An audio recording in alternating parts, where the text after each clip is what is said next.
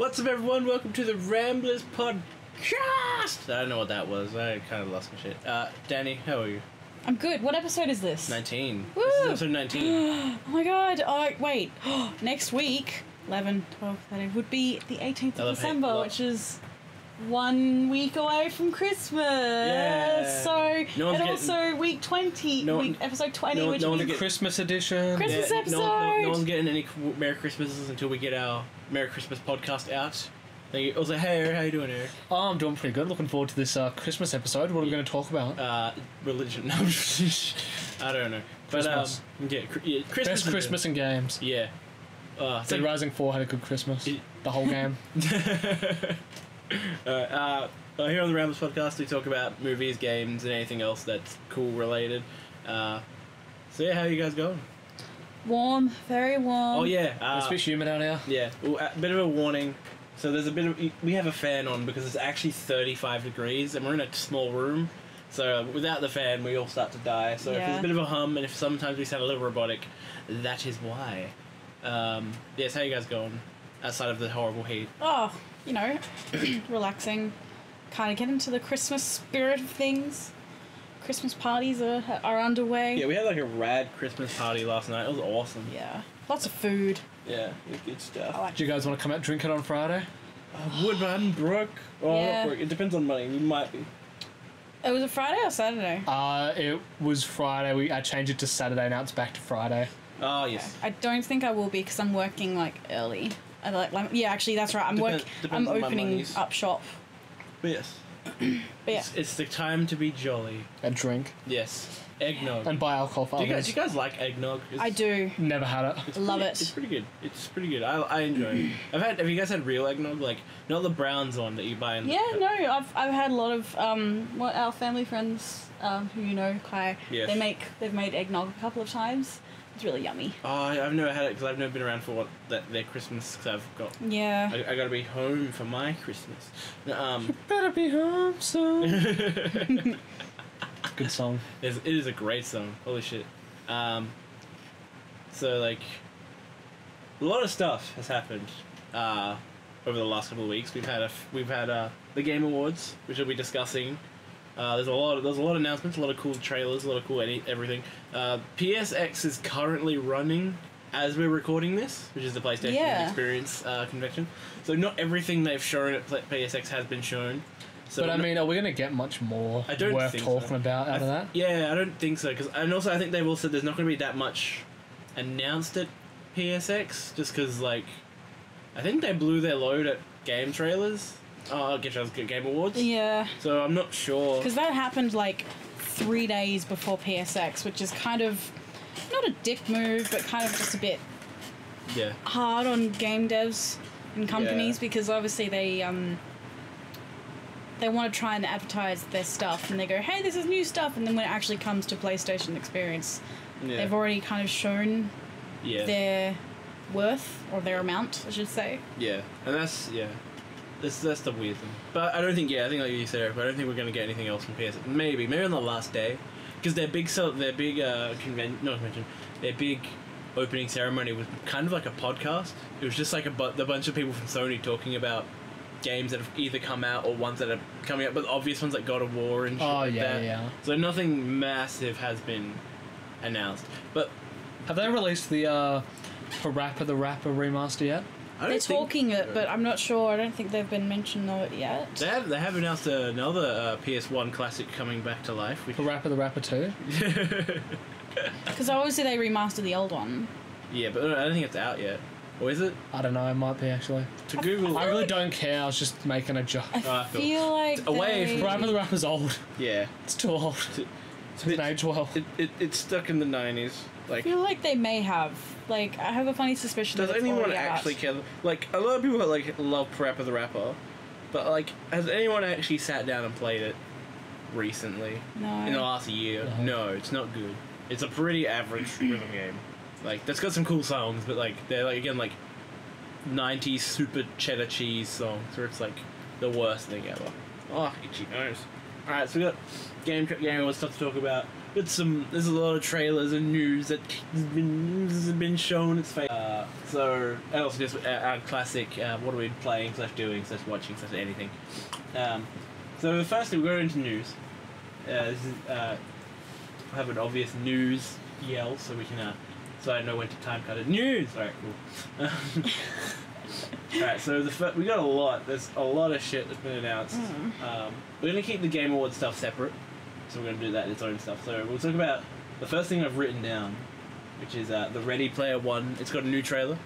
Yeah, if anyone doesn't know what Ready Player One is, it's a film coming out directed by Steven Spielberg.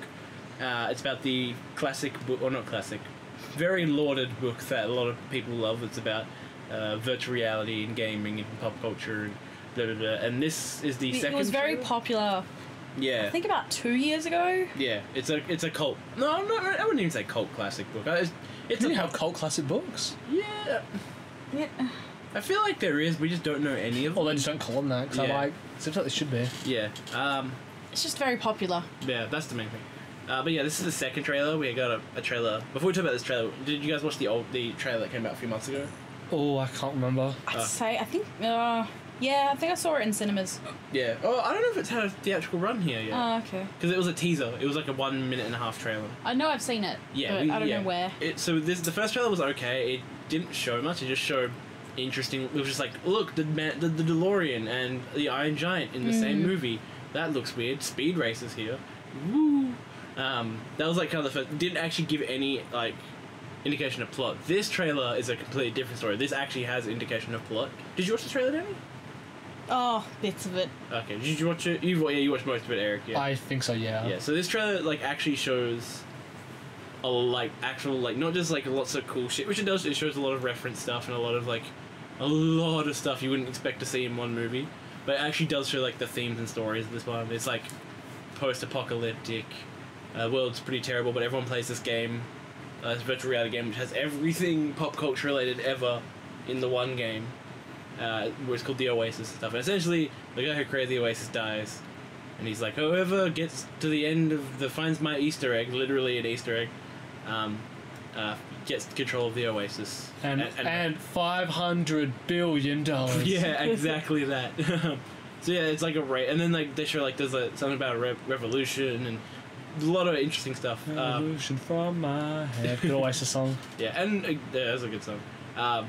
And also, it shows a lot of things, like, we see a Gundam wing mech in there, we see the DeLorean, we see, like, I think Solid Snake is in there as well. I saw Tracer from Overwatch in there. Yeah, Tracer's in there. There's like from what we can tell, there's a war scene, and everyone in that is either just a robot or an actual character from an established franchise. We see Iron Giant, King Kong's in this trailer. Yeah. There's a lot of... What did you guys think of the Ready Player One trailer, from what you saw?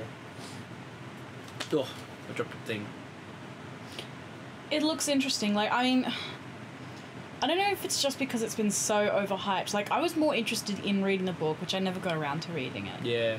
Than actually watching the movie. Just, I don't know, it just doesn't seem interesting visually. Like, I feel like I would enjoy it more imagining it in my head, like reading the book. Yeah, it looks quite bland for something that seems so imaginative. Yeah, visually it's a bit dull. Yeah. I don't know... Does anyone know how like the book is written? Because I don't know, maybe I've never read the book. I was like, maybe it might have been the writing that made it really good.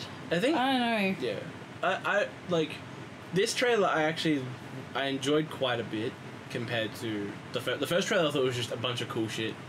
There was no like you didn't get a feel of what the story about the film was. It's just like look at all this pop culture stuff in a movie. Ready Player One. It's like I'm only interested because I know what the book's about. But I know what the book is, but this trailer was bad. The new trailer was a lot. It actually gives you an idea of plot, which is good. But it does feel a bit soulless at times, where it's just like, why are all these characters here? Like, why is Tracer and King Kong in the same thing? It's comparable to something with a lot of product placement in it. Yeah, and that was what. Yeah. So it doesn't have a soul of its own. It feels like it's just relying on references and stuff. Yeah. And I like to hope that it's just the trailers that are doing that and it's not the entire movie that will do that. Because otherwise that will definitely make it fall flat a bit. Could suffer from an identity crisis. Yeah. It does, stylistically, it looks really cool. It has a really cool, like, dark cyberpunk feel to it, which is really cool. And then, like, we see a lot more, they actually give you a lot more of how the VR game works. like how you can actually feel things, like if someone touches you on the shoulder, you actually feel that touch on your shoulder and stuff like that. And, that's pretty cool. But like, yeah, I do agree. Yeah, it does feel a bit soul. Like it's just like why like the trailer doesn't give you that much explanation as why these characters. It's just they're here because they're here, and it's just like I hope that there's an explanation. It's not just like why not why they're here because we can. Also, they're a lot of money for rights. Yeah, like, I mean... there is characters from, like... I think someone put a list of every character you can spot in the trailer, and there's, like, a good 50 characters from multiple franchises. And, like, King Kong and, like, Tracer and, again, Snake from Metal Gear Solid and all that shit. It's, like, that's a lot. Like, that... Like, I want to know how much the budget was just to pay off all these companies to be able to use this, like... Unless there's a law, like, a little loophole in copyright I can get past. I feel like that might have been the case. Because I feel like they may... I mean, it's their likeness. It's kind of like... isn't... Yeah. There's a thing where it says, you can use the likeness... You can or you can't use the likeness or image of any existing characters. Yeah. But unless, like, there's no other part of it, then they can be used. I don't know. It's very weird. Like, I haven't actually read it up properly. Yeah. It looks interesting. One thing that does give me, I'm like, I still see it, again, it looks, like, I think it looks like an interesting movie. It looks unique. Like, that's the thing, like, it looks, like, it feels souls, but at the same time, it looks like, I want to see it just to see all these characters in the one movie. Kind of like Wreck-It Ralph had, like, all the villains from different, like, video games. Yeah. But that, again, thematically made more sense. It's just like, these are all because villains. It is, and also it's cartoons, and they didn't have any of the original voices as well, so it's kind of like... I think that, What does give me more interest is that it is directed by Steven Spielberg, and he's a pretty tried and true director. Like he has not saying he hasn't done anything bad. He has done a few bad movies, but he has done a lot of fantastic movies. Oh yeah, like movies that are not just like, oh, that's a good, like movies you're like, this is the standard of what cinema should be. Like Saving Private Ryan, Jurassic Park, and all stuff, and Indiana Jones. Schindler's List. Yes, exactly. Like, so it looks good. It looks interesting. I see a lot of flaws that I'm apprehensive about. What do you guys think about? What do you guys think about the CGI that's in it? There's a lot of CGI. It doesn't look too bad. It looks a little too whimsical. I know it looks a little too just ridiculous. Like if that makes sense. Like it doesn't feel like a trailer. You never judge a movie's CGI on the trailer. That's what I was going to say. There is posts they have to do. I feel like they also may have kind of upped the quality in the trailers and then been like, okay, that's cool. We've sold it. But like it's just there's like a racing scene, like where there's like a massive car race, and like the tracks is not just like a realistic. The tracks twist and turn in the air, and there's ramps and stuff. And it looked like a Hot Wheels track. And again, this is meant to be a video game. But there's still meant to be a suspension of disbelief, like with the stuff like, and it looked too fake. It was like, oh, I am watching a video game, but it's like I'd rather play this than actually watch. What did you guys think about the CGI? Was it like, did it stand out? It's fine, yeah. Yeah, that makes sense. Yeah, serviceable.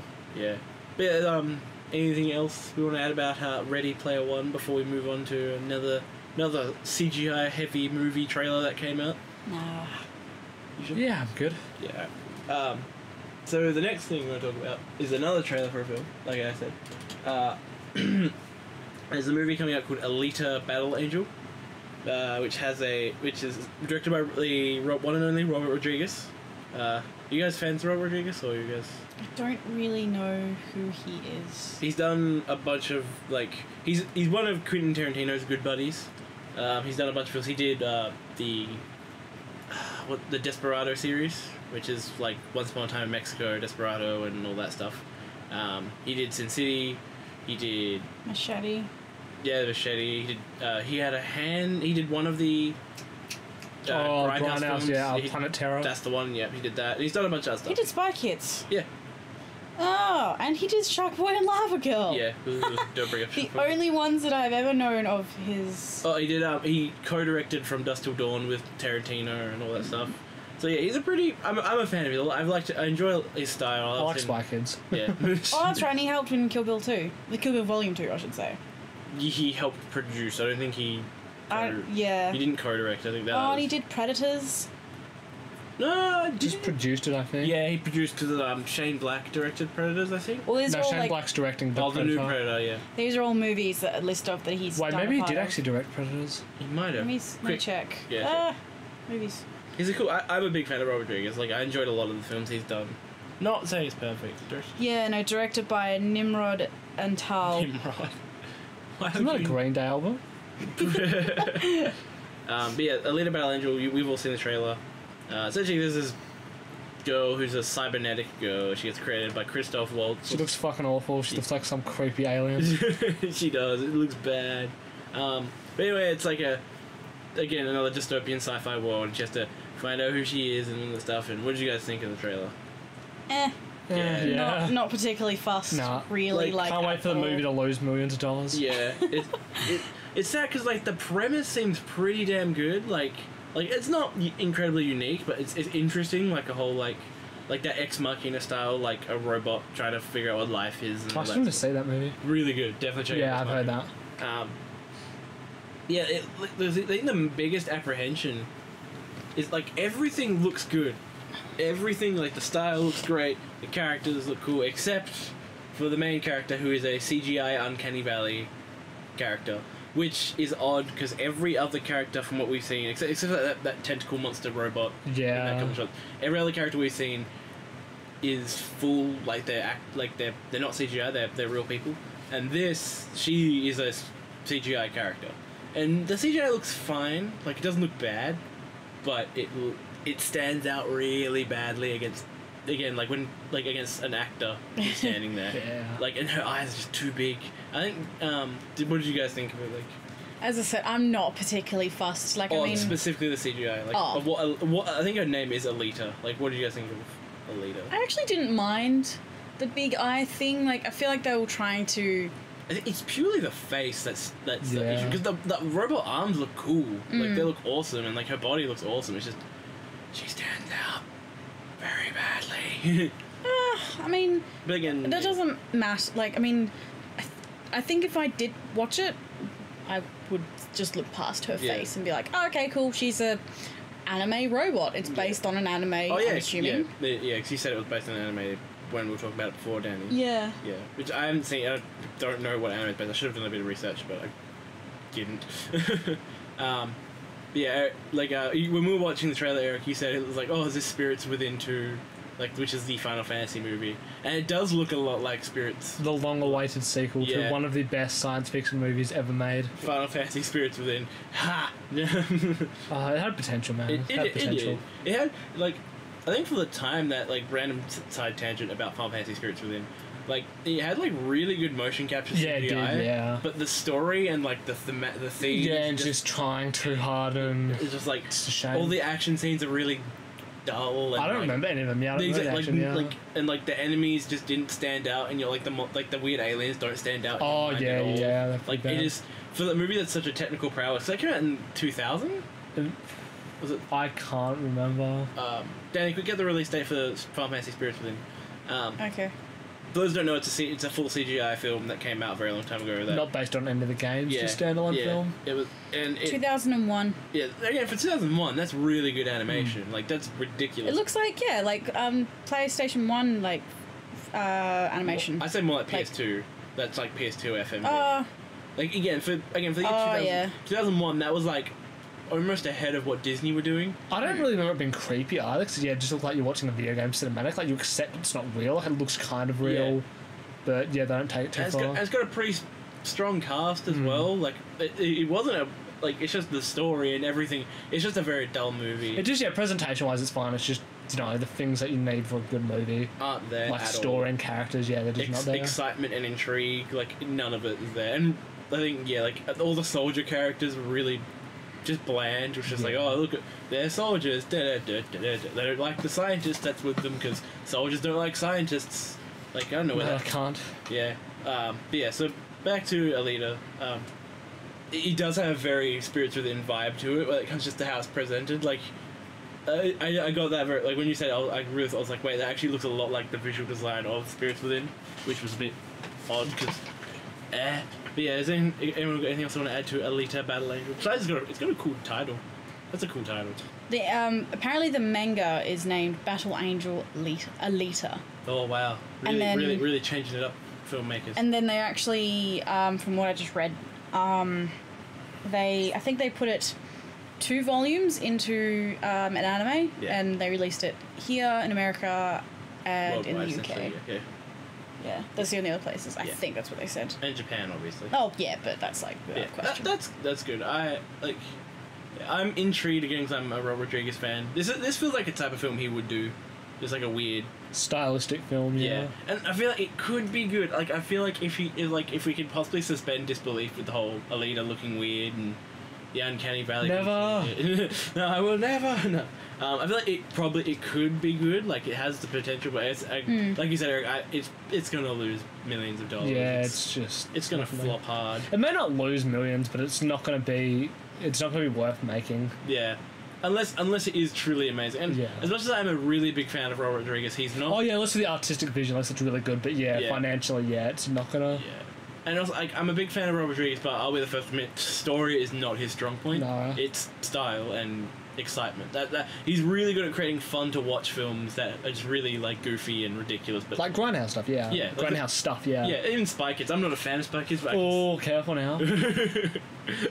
I'm not a fan, but I can see the and same with like one of my favorite movies he's done is Once Upon a Time in Mexico. That movie plot wise makes no. Wait, you don't like sense. Spy Kids, but how do you feel about Spy Kids 3D Game Over?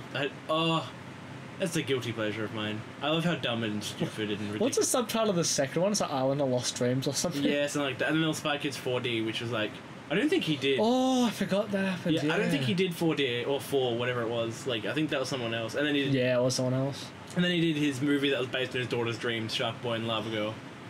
By the way, his daughter's called Race Car. Literally her name. Oh yeah. What? Yes, odd people. But no, yeah, like Once Upon a Time in Mexico, which is my favorite film of his. Well, at least that second means if favourite. she's like, when she was young, she writes her name backwards, it's still going to be the same. Yeah. Actually, the one film that that does disregard what I just said, like he's not strong at story, which proves he is. But again, he's pulling from source material. That Sin City. I was going to say, yeah, Yeah. I thought you were going to say Sin City. Yeah, like that. Like, but again, that's not entirely him because he sticks very close to the comics. By Frank Miller, is that Yeah, good? Frank Miller's comics, and also Frank Miller had a lot to do with the films as well. Like he was the writer, and I'm pretty sure co-directed it. So that's not entirely Robert Rodriguez's vision. But yeah, like again, like Once Upon a Time in Mexico, which is my favorite film of his, is like the most ridiculous film ever. But like plot-wise, does make sense. But entertainment-wise, it's just so much fun to watch. But this doesn't look like it's like, oh, I'm going to try and do this really serious like cybernetics, finding humanity, blah, blah, blah, all that stuff. But like with the weird stylistic choice and the Uncanny Valley main character and the Dario Nahalis, because the guy who plays him is in it. He plays that weird Mohawk cyborg at the beginning, Oh, yeah. and there's that weird bit where like he grabs her throat and then she grabs, but it's like really quick and instantaneous, but it feels really again fake. It's just It like doesn't look natural, yeah. Yeah, it's just like I see what you're trying to do there, but it just doesn't look good. Anyone got anything else to add to Battle Angel Alita before we move on to our next bit of news? Oh my god, this is going to be a long podcast. Oh, it's gonna be definitely. But like all of the news, we'll be able to crack through some of this stuff pretty quickly. So anything else? Nothing else? Nothing? No. Cool. Next one is another film trailer because so many trailers came out for interesting films. So this is one I think will spark is a bit more interesting for us. Jurassic World: Fallen Kingdom, the sequel to Jurassic World, got a trailer. What did you guys think of it? You weren't a big fan, Kai, of the first Jurassic Park or Jurassic World. As I say, Jurassic. The Jurassic World, yeah. yes. Jurassic World, I'm not a big fan of it. I'm not either. Yeah, me and Eric have gone on the priest. Yeah, well, it's one of those films where like, if you just stop to think about it for a while, it's pretty dumb. Yeah, like it is a good noise movie. Oh, yeah. You want to put something on that's dumb, makes no sense, really fun to watch, but like you're not going to actually watch it. You're just going to be like, oh, that's cool. So you guys excited for the next one? On a level, on an intrigue, I want it to be better. It's still going to be fun, but... Yeah. Like, as for the plot of this, from what we get from the trailer, is it feels very Jurassic Park 2 Lost World. But instead of that, we have an island blowing up. So they have to go back to where the Jurassic World was set up, that place, which is now a ruin because of what happened in the first movie. And the island's blowing up, so they have to go get the dinosaurs, because do they fall under the animal rights thing of, like, should we save them and stuff? So they go back. You know what it reminds me of? The actual supposed theory, not theory, but the actual supposed thing that happened to the dinosaurs in real life. Yeah. Meteor hit the Earth and they died. Yeah. Just looks Instead like of this, that. there's like 2 volcanoes going off at once, and why are there active volcanoes too, no less, on this tiny little island? I don't know. Like, because it's just because just to where it's based, like it'd be a an island, I guess, in that area, and they have a lot of like underwater volcanoes and stuff. I guess, yeah. But So I'm excited. So Hawaii's getting bigger all the time because of the volcanoes. Yeah. Or the volcano that I know. That's true, yeah. So it looks interesting, and it looks good. Like, there's some stuff that looks really, like, good. My big issue is, and again, my next big issue with Jurassic World was the plot. It's just so bad. Actually, no, before going, what did you think of Jurassic World, Dan? Because I showed it to you not too long ago. It looks interesting, but it's just, because I didn't mind. Oh, I was asking you what you thought about the Jurassic World.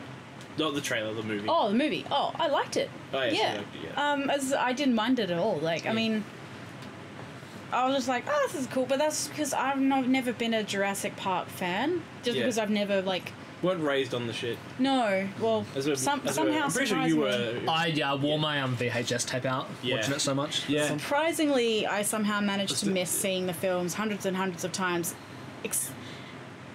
Even though we have some very close family friends of ours that love Jurassic Park and would, like, religiously, I think, watch, like, nearly every week, no less. And somehow I missed it. And, like, so, like, I think again, Eric's the same view for me. If someone was like, your top 10 favourite movies of all time, I know for a fact that Jurassic Park would have the first one would have a spot on there. Like, at least for me, I don't know about you. It'd be like one of like the most important movies for me. I don't know if I'd put in my favourites because I've seen so many good ones. But it's one of the most important movies for me by far. So maybe the most important movie. Yeah. So like, but this trailer looks like again like there's a lot of stuff interesting. Also, Jeff Goldblum's character's back. I don't know how important his role is going to be. I actually read about it. A lot of people think it's going to be small. And he actually said like, he wouldn't be surprised. Like he could be cut out of the film. Yeah, I'd like to hope he's not. Because that was like one of the selling points. Was like, oh yeah, Ian Malcolm's coming back as a main character, and then he's got one scene in the trailer. It's like that easy me to chalk up to not spoil it. I don't want to give too much away, but all he does is say a couple of lines, one of his old trailer lines. Yeah, and then like, but in one's end, it looks like that is his involvement in the film. Yeah, so we don't see him on the island. So just consult him. Yeah, and it's like that makes sense because he is old, but at the same time, it's just like, give him something to do behind the scenes. Like give him like have like a battle of two fronts where it's like we have to go get the dinosaurs, but then there's like actually no, I don't want that because that'd be really boring.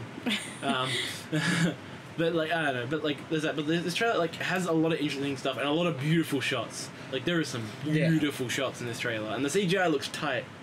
Tight. But there's a lot like the whole like we have to go back to the island, and it's blowing up. Woo! And then like it's a weird premise for the sequel. I feel like it feels like a sequel premise. Like you know what I mean? Like where it's just like the but like they wouldn't actually make it. They're like, but the island's blowing up this time. But it also feels like it's the obvious. Our first film didn't do that well, so we're gonna try and get the old. Jurassic World did beautifully. Oh really? Box office destroyed. Oh okay. Because people like Jurassic Park was the highest grossing film of all time for a while. Yeah. People love that. Yeah, and I'm pretty sure I think the only Jurassic Park movie that didn't do very well was Jurassic Park 3. Oh. For good reason. That movie is absolute trash. Jurassic World's okay. Jurassic Park 3 is a bad movie. Like I haven't seen it in a while. I have to go watch it again. Yeah, dude, we should do a drunk watching. It'll be good times. Yeah, we could. Yeah, I think I've got it on. I've got the collection on DVD somewhere. Oh, nice. But yeah, like Jurassic World box office wise, Daddy, it destroyed. Oh, okay. It was like a massive hit. That rules out my theory. And that was like the ironic thing about the movies. Like the whole premise is like people get sick of dinosaurs. Yeah. But they literally don't. Yeah. Because they pay so much to see them in the movies. Yeah. People don't get sick of them. Because I was gonna say I was like maybe they're like let's try and get some of the like people to like it, but get their old actors that they like. But okay, never mind. Yeah, but that's for this it just feels like a very sequel story, and it has potential. I loved the shot where like Chris Pratt's underwater. He jumps off the cliff. He's underwater, and you just see dinosaurs falling into water as this island is exploding and stuff. We also see a shot of the glorious Mother T-Rex from the first Jurassic Park film. Again. She's still alive, and that's a good thing because she is like the best. Is character. it the same one? Because she's really scarred up by the end of Jurassic World. And this one has got like scars everywhere. Oh, I didn't see it. Yeah. Yeah. I wasn't paying enough attention. No, this is. I'm sure this is the same T-Rex. Yeah. One begs the question: how much can this T-Rex take? Because she's old. Because there's a big time gap between Jurassic Park 1 and Jurassic World, and she gets more or less her ass handed to her by the Indominus Rex, or Indominus Rex. Indominus. The I-Rex, that's what they call it. So stupid. That's actually like why. I think it's kind of clever. Yeah, I think it's cool why they call it the I-Rex. It's so stupid. Why would they? What is it? Verizon presents the I-Rex. Yeah. But no, I expect the whole thing where it's like the whole film. One of the big subplots of Jurassic World was like consumerism and how brands control everything, and the main villain dinosaur is called the I-Rex. So it's like very like a nice meta jab at their own story. But the I-Rex that can do everything. Yeah, it's just like it's kind of like if Apple made a dinosaur, it would be this. Like there's that, but like this trailer, it looks okay. I'm excited on it. It's a new Jurassic Park film. I'll go see it anyway. But I don't know if it's gonna be good. Like it looks very Jurassic World. Yeah. Like just very dumb and very not very like. Okay, I do like how they're going for the like. What do you guys think of the whole animal conservation plot? They've kind of very heavily hinted at. I'm confused. I mean, it makes sense. Is that a word, conservation? Did I make up a word? No, conservation's a word. Very much a word. I thought I made a word up by accident. There's a degree called conservation biology. They Conservationist, yeah. They sound smart. So no, isn't a word adulty? Adulty. Pretty sure I said that on the fuck up. It's okay. Yeah. There'll be a word soon. Yeah. So what do you guys think of that subplot they've probably not subplot, probably main plot. I mean, the films have always kind of had that.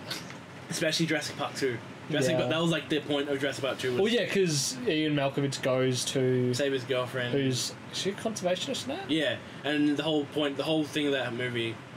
Despite I'm not a big fan of Jurassic Park 2. I think it's a good movie, but I'm not a big fan. I think it's really fun. Yeah. Really fun. It's got some beautiful set pieces. Yeah. Oh, yeah. Set piece wise, yeah, it's amazing. And again, like it's a Steven Spielberg directed film. Like it's shot beautifully. It's got good camera work. I enjoy the T-Rex in the city. That's super fun. And also it's well acted. It's like very well acted. Did they do like a Predator 2, like for the last 20 minutes? For the last 20 minutes of the film, it's more like a King Kong actually. Because the whole movie takes place in a different isla. East of Sauna, yeah. East of Sauna, yeah. That's one's new, bro. And then the whole thing is Ian Malcolm's trying to save his girlfriend. Yeah. And then they realize there's these hunters there who are trying to get dinosaurs, so they have to try and stop the hunters. Hunters get a T-Rex back to Washington or LA? It's San Francisco. I think it's LA. Yeah, okay, LA. I think, yeah. And then this T-Rex breaks loose and they have to try and capture it. Yeah, because that's right, because I want to make a theme park in LA. Yeah, it's just like, how, why? Didn't work on a secluded island. Why do you think it's going to work in a city? And that's why His girlfriend says, just let him roam free on the island. Yeah. And then, there's the life finds a way line. But yeah, that's good. But this has a very, the Fallen Kingdom seems to kind of be... It's a cool name, Fallen Kingdom. Yeah. Again, it's also very... with the comparisons to Jurassic Park 2, it's a very similar title as well. With Jurassic Park 2, Lost World, and then the Fallen Kingdom. It's if I do think the animal conservation plot looks interesting, so I like the whole do dinosaurs fall under the animal they have to be saved? They're technically an endangered species, or they're our responsibility because we made them. Yeah, they were genetically made through. By us, we should probably look after them. Yeah, if you make a kid, you look after it. Don't just leave it. It wasn't made through science, but it wasn't it's not like chemicals. It was actually blood from dinosaurs and bones and stuff like that. And we also get the awesome thing that Ian Malcolm's on the opposing side, where he's just let him die. Let him die. Dinosaurs are bad. I've been through 2 scenarios where it's gone down bad. Got almost eaten by a T-Rex in one of those films. So it's I like it. It's cool seeing him on the opposite side, just and him and then he also in the trailer says the life finds a way, and he has that great line where it's history repeats. I can't remember the exact. I'm paraphrasing. If they don't let the dinosaurs get extinct, they'll outlive us or something like that. And That's a cool line. I am paraphrasing that super hard because I can't remember the line, but it was a good line. Yeah. Was there anything else anyone wants to add to the Jurassic World trailer discussion? Just have to wait and see how the movie turns out. Yeah. Oh, that's the thing I forgot. Another big plot point is that the Velociraptor from Jurassic World is still alive, Blue, and that's one of the reasons why Chris Pratt goes down to the island again. It's like, oh, gotta save Blue. I don't get that. Like, I don't know why that's such an emotional, like, major plot point. Theoretically, it's because the film was like, there's a massive connection between Blue and Chris Pratt's character, but the issue is Jurassic World didn't set that up very properly. Oh, that he was the first one to make, like, an emotional connection between dinosaur and human kind of thing. Blue is one of his raptors. He's the last surviving raptor, and he's the one that helps the Mother Rex out at the end of Jurassic World. That's right, yeah. That's an awesome scene, by the way. The Mother Rex... Oh, yeah, like, it literally makes up for the whole movie. It's just that one scene. But, like, the whole point of, that was like, oh, Chris Pratt and Blue, they're, like, tight. They're pet and owner, essentially. But the film... The issue is Jurassic World never set that up properly. Like, they don't really set that up properly in my... At least from what I remember watching it, like... It's more set up, like, it's more, like, in, like... that's what it's meant to be, but the film never gets it across 100%. That's why... Also, to be fair, like, it is a raptor as well. It's not like a dog. Like, it's literally like... Here's an animal that can and will kill you. That like, realistically, it's highly unlikely it can love.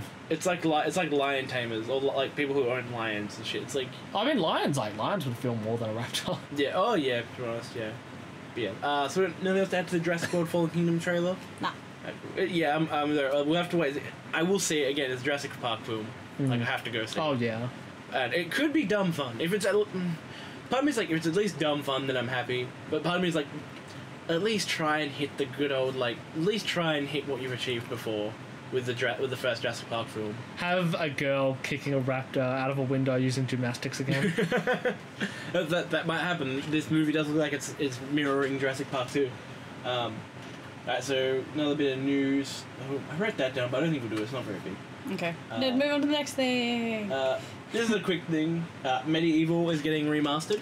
Those who don't know, Medieval is a pretty classic PS1 game. Had 2 games on the console.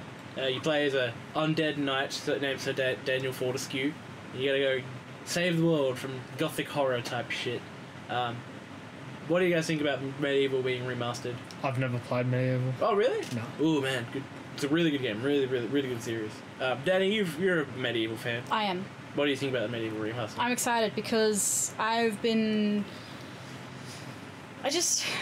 very much a reminiscent person when it comes to those types of games, and so when they remaster something and it's like an old classic, which I don't know, it's obviously not on the same level of popularity and love as something like Crash Bandicoot. I think it's not on the same level, but I think it's up there because I have known a lot of people who've been like, I want a new Medieval game. Like, why did it die? I know a lot of people that have played it. Like, surprising. I thought, Medieval's such like this niche game that no one's played. Well, so Daniel Fortescue almost became a mascot for the PS1. Like, he was just about to become a mascot for the PS1, but then he didn't get a third game. Oh. Well, he did. It came out on PSP, but I don't think anyone played it. I didn't even know it existed. Yeah, exactly. I actually remember that game. Yeah, I didn't play it, but I remember it coming out. Yeah, good old PSP. How I miss you. I wish they kept it running. I wish I kept the Vita running. Yeah. Oh, yeah. 2 sticks, powerful console. What a good idea. Backwards compatibility. All you had to do was support it. Yeah, backwards compatibility with PS1 and PS2 games. It was good shit. It did survive. Now I feel bad that I didn't buy one. I could have. No, I don't feel bad. I feel bad for buying one. I didn't know though. I wish I was able to buy one. I'm tempted to get one just because, like, random PS Vita sidetrack, but I'm tempted to get one just because to have PS1 and PS2 games portable. You can, because you can remote play. Yeah. No, it's not remote play. You can just download one, Oh. I've got all the Crash Bandicoot games, Resident Evil, Tomb Raider, Metal Gear Solid on the Vita. Yeah, you can also get... And you can actually use the sticks as well, because there's a way around, like, games that originally wouldn't have stick support. Yeah. On the Vita, you can actually use the sticks. Oh, that's actually There's a way around it. You can also get not all the Metal Gears, but you can get Metal Gear Solid 1 through Peace Walker. Oh, yeah, you can. You can't get 4, but you get, 1, 2, 3... Yeah. 1, 2, 3, Peace Walker, portable ops, because you can download that backwards. Yeah. Yeah, so every Metal Gear besides 3 of the main series, you can get. Okay. Which, again, that's awesome. Like, Metal Gear Solid portable, like Peace Walker is meant to be played portably. Like, I didn't enjoy that much playing it I've actually never played Peace Walker portably. I've played 1, 2, and 3 portably. Yeah, and also like, because the big issue with Peace Walker when it was on, because that was a PSP game originally. Because PSP didn't have 2 analogs, it still played like a third-person action game. So you had to use the X circle square triangles. Oh, the classic. To move camera, and then use the slider to move your character. Okay. And it was very jarring. I thought it worked surprisingly well because I remember like the other games you did use the face buttons to move the camera. Yeah. That's weird. Using what did work was using the shoulder buttons. Yeah. Daxter did that. That was good. Yeah. I can see that working. That was something that was brought over from PS1. Yeah, because there's quite a few PS1 games that don't have, even with the analog sticks that support analog sticks, that don't have camera movement on one stick, character movement on the other stick. Like, you used shoulder buttons to move the camera side to side. Spyro had that. Yeah. Everyone wants Jack 4. I'm waiting for Daxter 2. It's going to be the real good game. But what were we talking about? Medieval, yeah. What type of remaster do we think this is going to be? Well, I mean... They haven't said. They've just said there's a remaster. We don't know what type of remaster this is. I reckon from the ground up, it won't look like... will look obviously a lot better, but not like... Like a Crash Bandicoot. It's not going to look like a modern game, Yeah, like a Crash Bandicoot remaster. Maybe not quite as But good. so not a remake, a remaster. Well... So a clean-up. It's weird. No, because from the ground up is they remake the game. Yeah. Okay, so it's not a remaster then, it's a remake. Again, yes, but... fuck you, Crash Bandicoot, for doing this to us. Crash Bandicoot's technically a remaster, even though it wasn't a remaster. It is a remake because I know. Isn't the whole thing that because they had none of the source code, they had to rewrite it? No, that's the point. So that's the point. What I'm saying is, it is a remake technically. Yeah. But Crash Bandicoot, in all sense of the words, a remaster. But I would have thought like you're right. You're definitely right. Because as an example, Shadow of the Colossus is a remaster for the PS4 because the new Shadow of the Colossus that's coming out is again like Crash Bandicoot. From the ground up. Okay, so let's maybe the one on the PS2 or the PS3. The PS3 one. That's a remaster. That's a remaster. They've just cleaned it up. Like Devil May Cry HD Collection. Yeah. The Halo. Which is also coming out with PS4. Yeah, I did write that down as news. Xbox One possibly. Yeah. Yeah, that was I was discussing with someone. It's definitely coming out on Xbox One as well. I was discussing with someone from GameCloud, and they were saying that it looks like that unlike Crash Bandicoot, where they had none of the source code, the remaster for Medieval is more along the lines of the Halo 1-2 party games. It could be. That's the thing. That's what the whole thing is. Like But if it looks that good, I'm with Eric on this, where I think it is a from the ground up. I think it is. They're just redoing it. But I wouldn't make a deal out of it because the game is so old. Like they can't just settle. Yeah, no, with just cleaning it up. They can't go for an upscale. They could do again. The Halo is a good point. Halo, like with the Halo 1 remaster and the Halo 2 remaster, they did massively upgrade those. Yeah. Yeah, Halo 2 1 looks really good. Yeah. Halo 1 looks good, yeah. Oh no, 2 blows 1 out of the water. Oh really? You haven't played the 2 remaster? Yeah, No. 2's like a modern game. Yeah, that's when it came out. Because when we started it, we started the co-op. We skipped 1 and 2 because I'd played both originally on the PC. And I didn't feel like playing Halo 2 again. Yeah. Because I played it too recently. But like because Halo 1 remaster was really good. It redid every texture, made it look like a good, at the time, good current game. Actually, no, that is very 360. true. But the Halo 2 remaster is beautiful. Because it was made for the Master Chief Collection, so it is a current gen, current gen game. And they didn't just upscale, they didn't just redo textures. They like redid everything. Like it was beautiful. Again, pretty much on the lines of Crash Bandicoot, but they did still keep the source code. They still kept the source code. But I think I'm with Eric. I think it is going to be a Crash Bandicoot remaster. Because again, Crash Bandicoot is both. It was a remake, but it's also a remaster because the game is 99% exactly the same as the PS1 version. It's I think we should like a new term. It's a remake master. Like it's like that. Not to be confused with a remaster remake, which is what the recent release of Resident Evil remake was. It was a remaster of the GameCube remake. Yeah, exactly. Oh my god! Wow. Oh, I forgot about. We won't add it because there's a lot to talk about. There was that Capcom convention last week as well, where they announced a bunch of new games. Did they talk about the Resident Evil remaster remake? Yeah, they didn't quickly add that on. Wait, did they talk about the Resident Evil 2 remaster remake? Just remake? Yeah. That's the thing. They didn't. We'll quickly jump into that because that's actually pretty important. So, wait, what were we talking about? We were talking about Medieval. So yeah, Medieval remaster is coming. Now let's quickly jump into because I forgot about it. There was a Capcom convention. They announced a few things. Mega Man 11. Which is pretty cool. I'm not a massive Mega Man fan, but I'm pretty excited about that. But the big thing we'll talk about, they didn't say anything. They didn't show anything, which annoyed me, but they did talk a bit about Resident Evil 2 Remaster, or Remake, or whatever. There's probably not really enough to show at the moment. Yeah. Or if they wanted to be so They have basic. said that they're doing a lot to it, which leads me to believe it's not going to be like the Resident Evil 1 Remaster Remake. Well, because the remake of 1, you know, when it came out in the GameCube and it was 02. Yeah. You know, that was a massive remake. Oh, and yeah, for an 02 game, that thing looks absolutely incredible. Yeah, and they didn't just copy what Resident Evil 1 did on PS1. They changed the layout, they added levels, they redid the design of everything, but kept the soul of the game exactly the same. Which, that's a good that's rare, you don't see that a lot.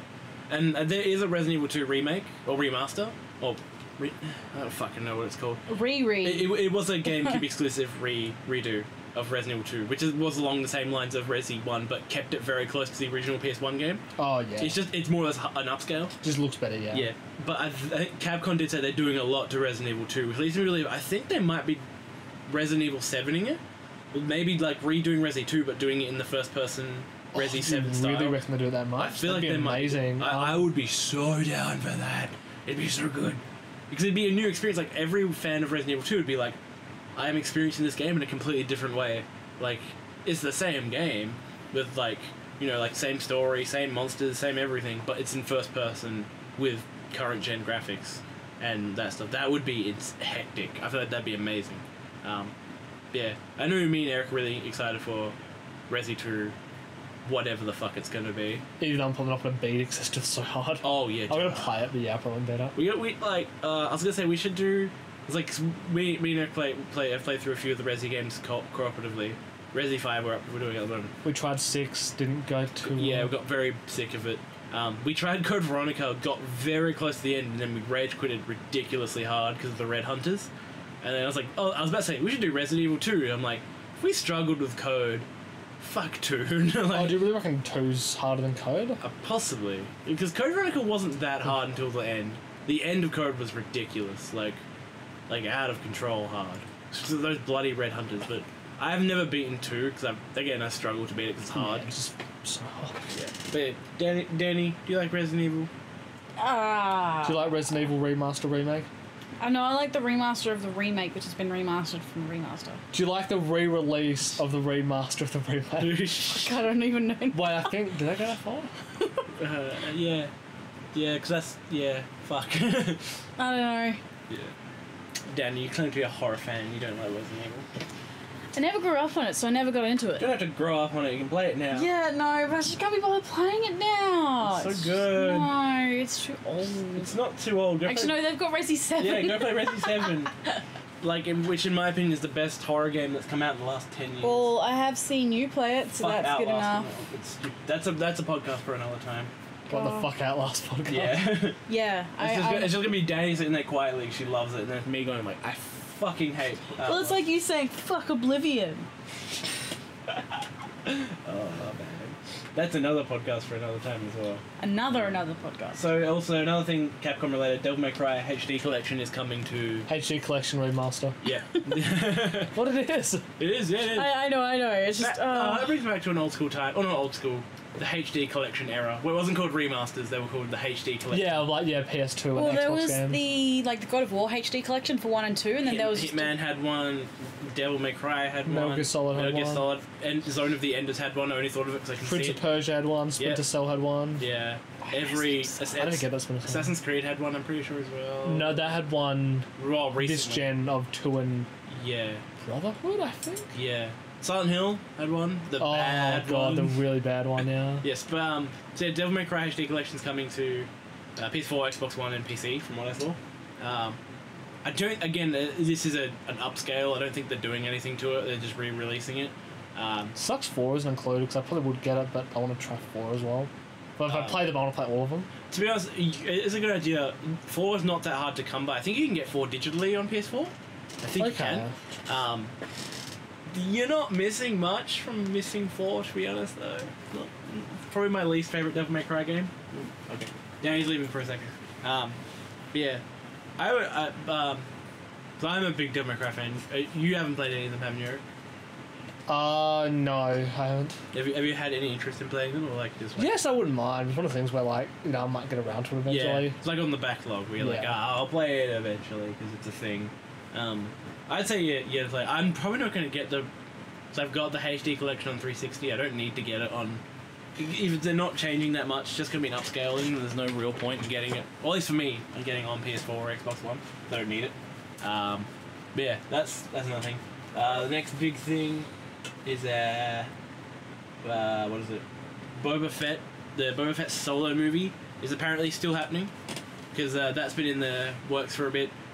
Josh Trank, who directed Chronicle and the awful Fant 4 Stick, was attached to it, and then he left. But apparently, it's still happening. It's still in development. Are you excited for a Boba Fett standalone film? I was about to say we're never going to get it because I'm cynical like that. But then I remembered like what they're actually doing, and I was like, oh no, we probably actually will get it. Yeah. Because of Disney's grand plan for Star Wars. Yeah, the one movie every year, 3 trilogies plan. Because we actually are getting 3 trilogies of films now.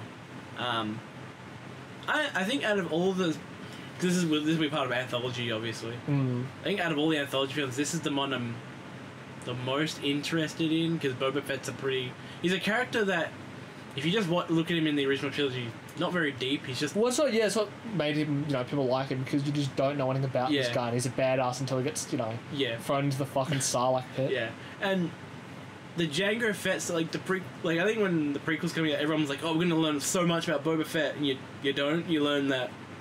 Well, we learned stuff we didn't want to know. It's like, oh, he's this super cool bounty hunter. Oh no, he's just a clone that doesn't have growth hormones. Yeah, and like he doesn't his dad was killed by Mace Windu, and it doesn't go further than that. He's only in Attack of the Clones, and he doesn't go he doesn't come back. But this I am intrigued to see in the extended lore and all that shit. He's done some really cool stuff, and the whole thing that he's not actually a Mandalorian, but he has Mandalorian armor and all that stuff, and I think that's pretty cool. I'm the most intrigued by this, also because I just watched his arc in Clone Wars, which I told you about before the podcast, and that was a really awesome arc, and it shows how he becomes a bounty hunter and like him trying to kill Mace Windu as like a 10-year-old child.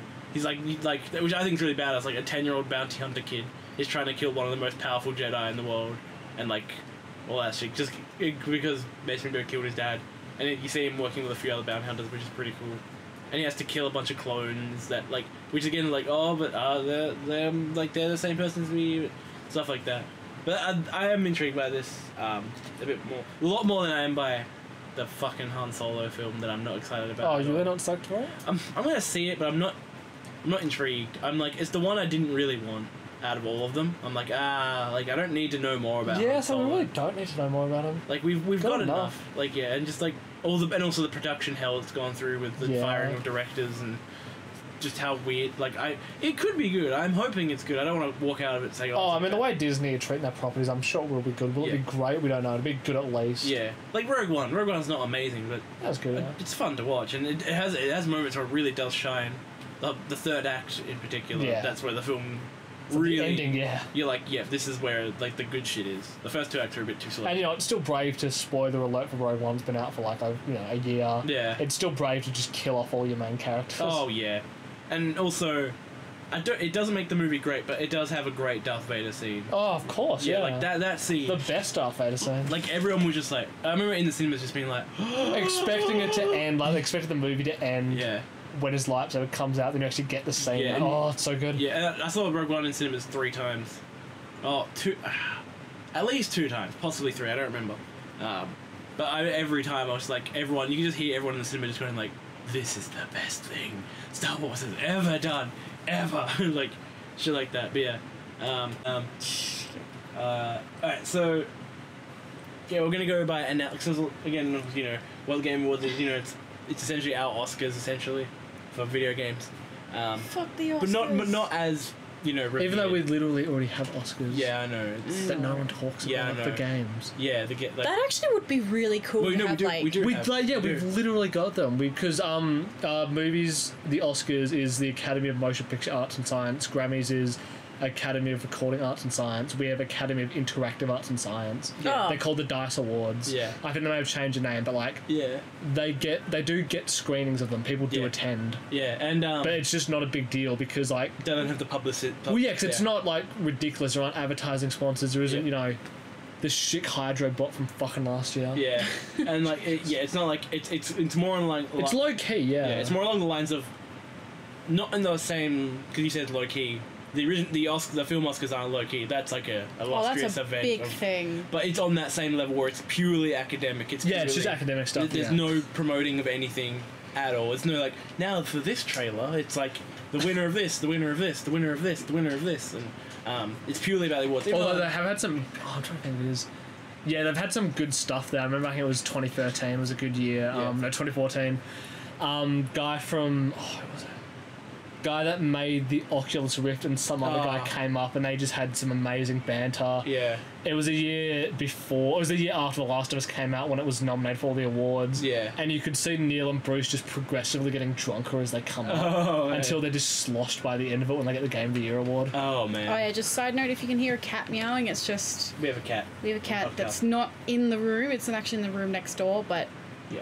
Anyway, so this Game Awards is essentially not our Oscars. It's more like our what's the second rate film awards. Oh, like MTV Movie Awards like or something? Yeah, it's kind of like MTV like the Movie Awards. BAFTAs and stuff like that. Yeah, kind of like that. Anyway, so we're going to go by announcements. So we'll talk about trailers, what games won what, any of that shit. Well, there's stuff there's stuff we will skip because A, interest, B, there's a few things I didn't watch any trailers because I didn't watch all the Game Awards. I watched bits of it. Well, most of it, but there was bits where I was like, okay. Oh, I just can't bother because they're just so long and just full of ads and stuff. Yeah, so the first thing, which I don't know if any of us watched this trailer, the World War Z video game coming to... I almost watched it, but I couldn't be bothered. Yeah, I was like that as well. Did you watch it, Danny? No. Okay, so we're skipping World War Z. Okay. Tell us in the comments if it's actually good and worth looking at. We'll have a look at it later. The next thing, again, I didn't look at because none of us, I don't think we did. Well, maybe we did. Is Vacation Simulator, which is a VR game.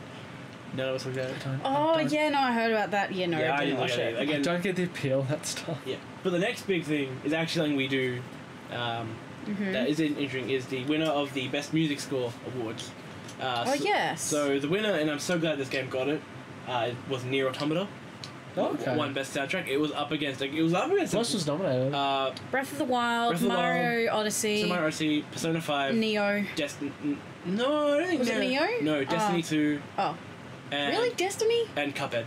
Okay. Yeah, so that... And like I said, I haven't played Destiny, so I don't know what its soundtrack's like. I assume it's pretty epic. It's a bunch of... Probably a bit, epic, generic. Yeah. And I haven't played...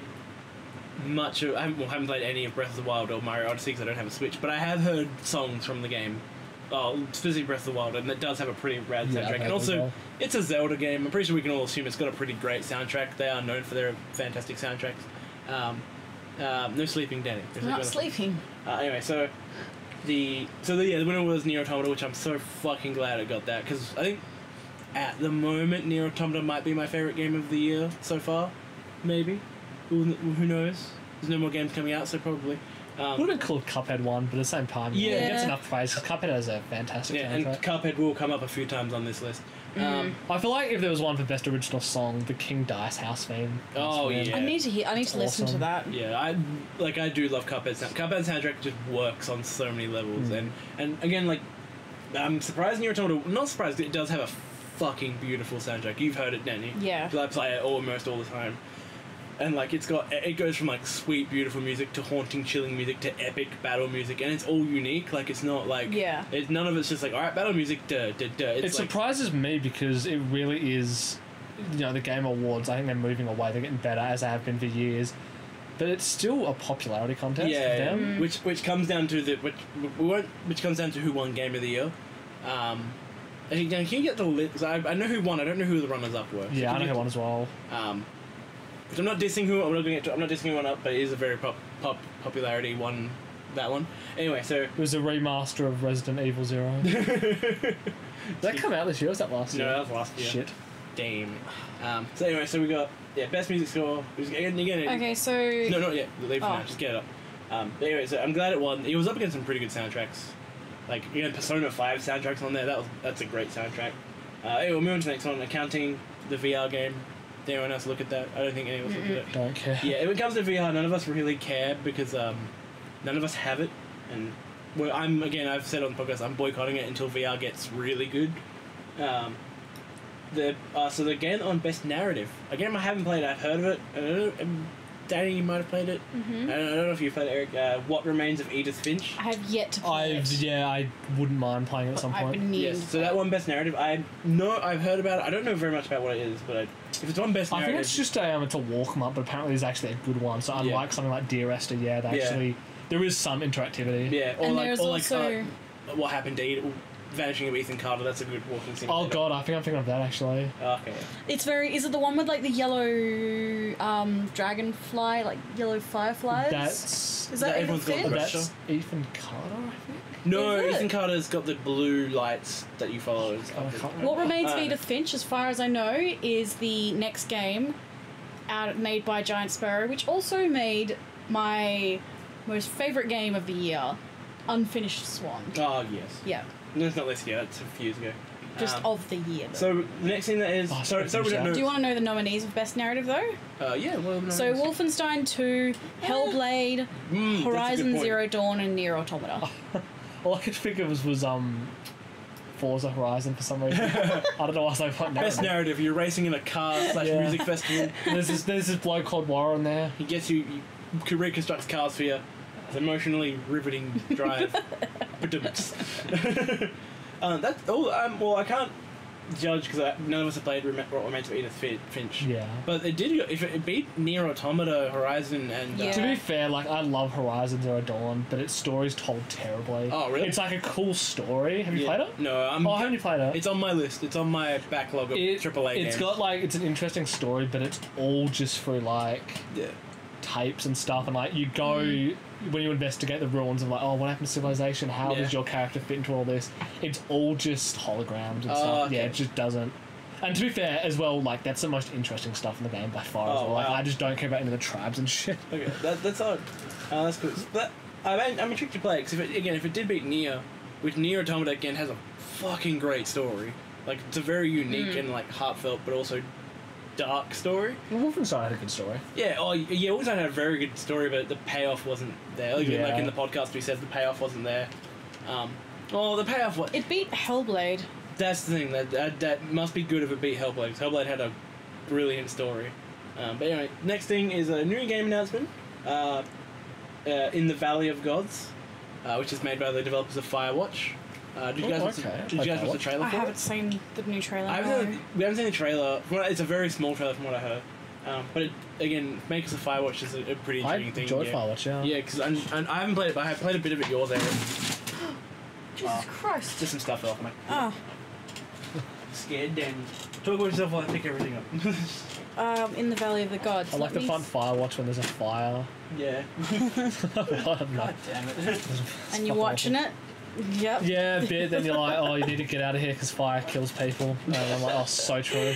Oh, you watching the video, Danny?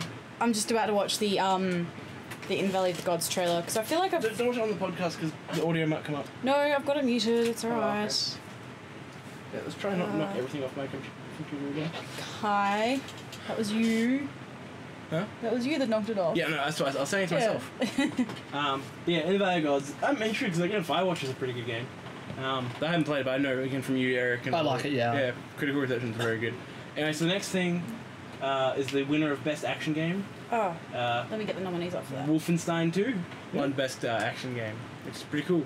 We'll have a look at the nominees because I'm pretty sure there's a few games that came in there. Performance, esport, best score, It's best pretty, action. It's pretty cool that Uncharted, Horizon, Super Mario Odyssey, and Assassin's Creed Origins. Is that action and adventure in the same category? Yeah. Okay. okay, I was gonna say like Mario Odyssey is action. Yeah, What? I'd probably say, oh god, maybe Horizon out of that one. Yeah, it's cool that Wolfenstein 2 won. It is a very good game, very fun. No, this one, best action and adventure, was Legend of Zelda Breath of the Wild. No, because what? Wolfenstein didn't win best shooter, did it? Well, I got down. It said won Best Action. Best VR, best fighting, best independent, best action. Oh, best action game. Oh, okay. Blank. So action okay. adventures. So action adventures, like I say, best action. Yes, you're right. Wolfenstein 1, Cuphead was another one, Prey was another one, Neo, and Destiny 2. Destiny. What for best action? Yeah, Best Action. Cuphead? Yeah. Yeah. That's I don't know. It's just I don't know. I wouldn't consider it action, but I guess it is. Yeah. Out of all those, I'd probably say Neo is more deserving of the the best acting. But at the same time, Wolfenstein is more plot based and it does try and tell a story, where Neo doesn't. Neo is a very video game. But hey, that's cool. Again, Wolfenstein 2 is a very good game. Good game. I didn't love it, but I did enjoy it quite heavily. If you want to hear more about our opinions on Wolfenstein 2, check out the podcast. Was it 18? Yeah, podcast it was the last 18. one. Yeah, that's a Wolfenstein. Yeah, Wolfenstein. Like we literally just talked about Wolfenstein. So yeah. The next thing it was a weird thing. It was Kojima's movie of the year, which he said was Shape of Water, which doesn't surprise me because that's Guillermo del Toro's new film. I've heard that's supposed to be really good. Yeah. There's no screenings in Australia. I haven't seen any. Like, it's meant to be out in America by now, but like, there's no screen. I didn't check Luna. It might be at Luna. Just wait till it's available digitally. Yeah. There's that. Which I don't know much about. But again, Guillermo del Toro's new film. It's because I follow a lot of people on Twitter that have just been going off about it. It's I think it's like a romance movie about like a woman that falls in love with this alien fish thing. Like. So apparently, what's the dude from Hellboy? Abe Sapien. Yeah, Abe Sapien. Who literally falls in love with Abe Sapien virtually. Yeah, and that's pretty cool. So there's that. We've got the winner of Best Art Direction, Cuphead. which doesn't yet. Cuphead. Yeah, good. Yep. It deserves it. Oh yeah, it was 2. Okay. Yeah, which is really cool. Like, definitely deserves it. Because that'd be worrying if that didn't win it. Yeah. And again, like what they did in that game with all the animation, how everything was frame by framed, it was like they didn't digitally. They obviously did digitally, but everything was drawn and painted, and then they implemented each frame individually into the game. So you see tweening and stuff like that. Like, it's so, and also just the creativity of it. That's pretty cool. And we've all. I think Eric, there we go. Yeah. Eric, you've beaten Cuphead. Yeah, I have. Like me and Danny, we've played it. We haven't beaten it. One day we'll sit down and like. Just smash it out. Okay, so the other nominees were Persona 5, which definitely would deserve that as well. Horizon Zero Dawn, Legend of Zelda, and Destiny 2. How's Destiny 2 getting voted for so many things? I don't know. I thought everyone hated Destiny 2. I think it reviewed quite well, but it's just because they were a bit sneaky with their the microtransaction stuff. Yeah, and now have you heard they've been locking stuff off? Oh no, I haven't heard about that. So, like endgame raids, for example, you need to be a certain level to do them. And they've patched in to make it so you need the DLC to get to a level high enough to be able to do this standard in-game endgame raids. Activision, you're at your shit. Yeah, so they're literally paywalling content. Jesus Christ. We need a like. I'm glad EA's got their shit gotten called out very heavily. But Activision needs the call out. Activision are awful. Yeah, they're just as bad. They need the call out as well. Like, because Activision are just it's like, oh, EA's copping a bit of flack, but we can just scoot on by and not get called out about it. Like, Call of Duty World War 2 had a pretty bad microtransaction, like paywall stuff with loot crates, and then what we said about Destiny 2, that's really bad as well. So it's like, Activision needs the call out, but that's a podcast for another time. Before we go to another one, I didn't have action adventure games. So what were the action adventure winners? Action adventure. So the winner was Legend of Zelda, and the nominations were Uncharted, Horizon, Super Mario, and Origins, Assassin's Creed. Okay, well, we've only played. What game was that again? Uncharted. We've only played Uncharted. I've played Uncharted, played Horizon. No, none of us have played the Zelda. Switch games. Yeah, because none of us have Switches. I do want to get a Switch. I want to give Origins a go at some point. Yeah, I really don't want to, but I am just one of those people that I just love. Like, I love the history. The history is, even though obviously it's not correct, it's still fun. Yeah. And I have heard that Origins, despite, again, really shitty paywall type stuff, the fact that there's a difficulty spike that is almost... not impossible, but... I'm actually happy, dude. The Assassin's Creed games are so damn easy. Yeah. But I do want to give it... I've given it a little bit of a go, but I want to give it a bit more of a go. I might even do that soon, actually. Yeah. Once I beat Evil Within 1 and 2, that's probably my next thing. So there's that. Alright, so the next thing is, again, we won't talk about that much because none of us have played the game. Doesn't really... But it's worth mentioning. They announced the new Legend of Zelda DLC that's coming out. So you ride a motorbike. Yeah. And that's about it. That's all I saw. Yeah, again, not ragging on Zelda. None of us none of us have a Switch, yeah. Yeah, none of us have Switch, and none of us are big Zelda fans to begin with. So, but again, that's pretty cool. The next big thing, which we're all fans of this thing to a degree, because we've all been touched by the majesty of this series at some point in our lives. We got a new Soul Calibur game coming out, boys. Yes, I'm so excited for Soul Calibur 6. Soul Calibur 6. Give me more character customization. I'm excited but scared because we haven't had a good Soul Calibur game since Soul Calibur 3, over technically. a decade. Yeah. Wait, which one's the one that we played on PS3? 5. That's good. It's good. It's fine. It's got great character customization. Content is severely lacking, you know. Yeah. Like, and me and Eric can test this. We played Soul Calibur 3 to death. Yeah, 3 was so good. 3 had so much. Had the full character customization. It had a great roster of preset characters to begin with. All those characters were customizable as well.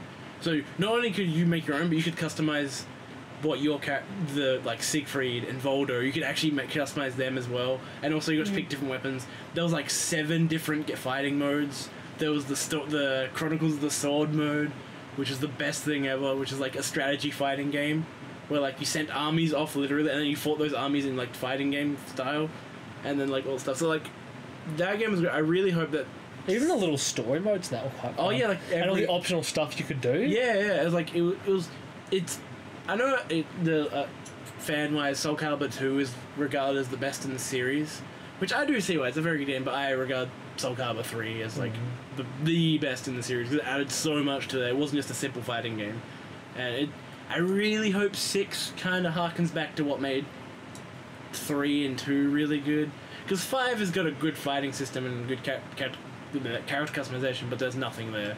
There's barely any content. No content. Yeah. There's a Danny pay attention. I am. So yes, but are we all excited for, always intrigued by Soul Calibur 6? Yes. Yeah. I feel like this was the next thing coming, because again, Tekken 7 came out, and Konami, or not Konami, Bandai Namco do alternate all the time. It's like one Tekken game, and then the next one's a Soul Calibur, the next one's a Tekken game, and the next But they one's a Soul don't Calibur. always do it one after the other straight away. There's usually about a 5-year gap between them at least. or if it will be, because it was Soul Calibur 5, and then we got Tekken Tag 2, and then Tekken 7. Yeah. But again, Tekken Tag 2 is not a main line, it's a side game. Yeah. But it's still a really good game. But yeah, it's really cool we're getting Soul Calibur 6. I'm really excited about that. But also skeptical at the same time. And then, so the next thing is Best Indie Game. Pretty sure we can all guess. Cuphead. Yes, Cuphead. Cuphead! Well, what were your nominees, Danny? Let me double check. Not that I don't know any of them, because I don't play many indie games. You elitist. I'm not an elitist, I just like good games. Neither indie... You're either an elitist or you're a hipster. There's no winning when it comes to this. Yeah. Independent. There we go. There's So- indie I don't and... think I've played enough this year. I do like some... Okay, so I played 3 of these. Cuphead was the winner. Pyre was a nominee. Hellblade was a nominee. Oh yeah, I played Hellblade. Night in the Woods was a nominee. Yeah, played that. Yeah, and What Remains of Edith Finch.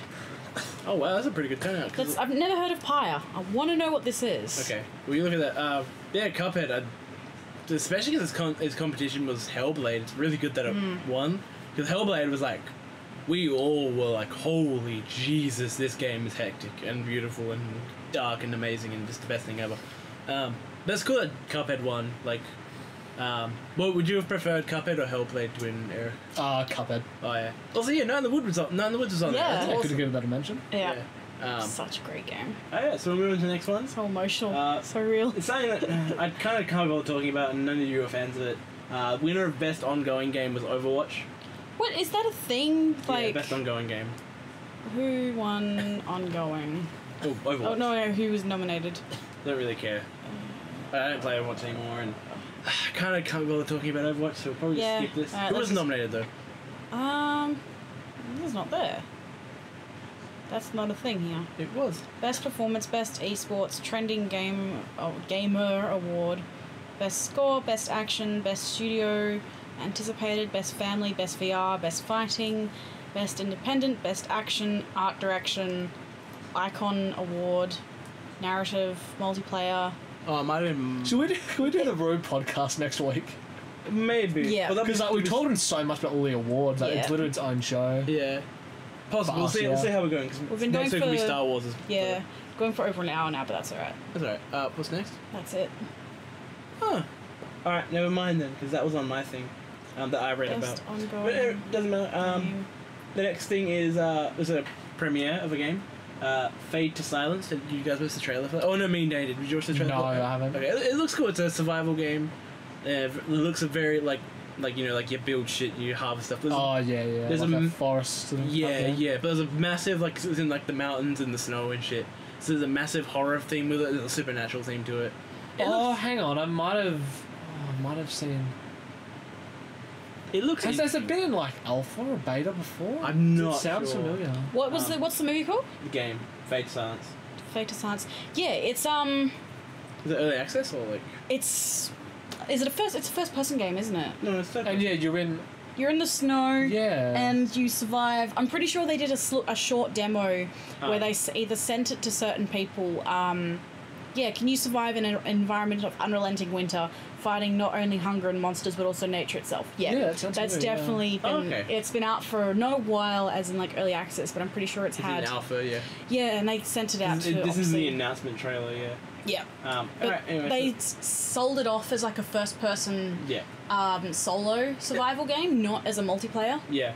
I'm interested. It could be good. Again, I'm not a big fan of survival series though. So we got next thing is Bayonetta 1 and 2 are coming to Switch, and also the Bayonetta 3 is in development for, again, it's going to be a Switch exclusive. If you want a Switch, that's pretty good news. Yeah. I think that and a couple of other things that definitely... That also will lend towards my wanting to get a Switch now, because, like, I do love me... I've only played the first Bayonetta game, but I do love it. And I do want to play the second one, and a third Bayonetta game, which is awesome. Yeah, that's pretty cool. Is that like a good like selling point to get a Vita for you guys, or not Vita, the Switch? Yeah, no, I am excited. Yeah, I'm interested to see what. I'm waiting for the Switch library to get a little bigger. Where I'm like, I want some more big name games that like are cool. You've got Skyrim. That's all you need.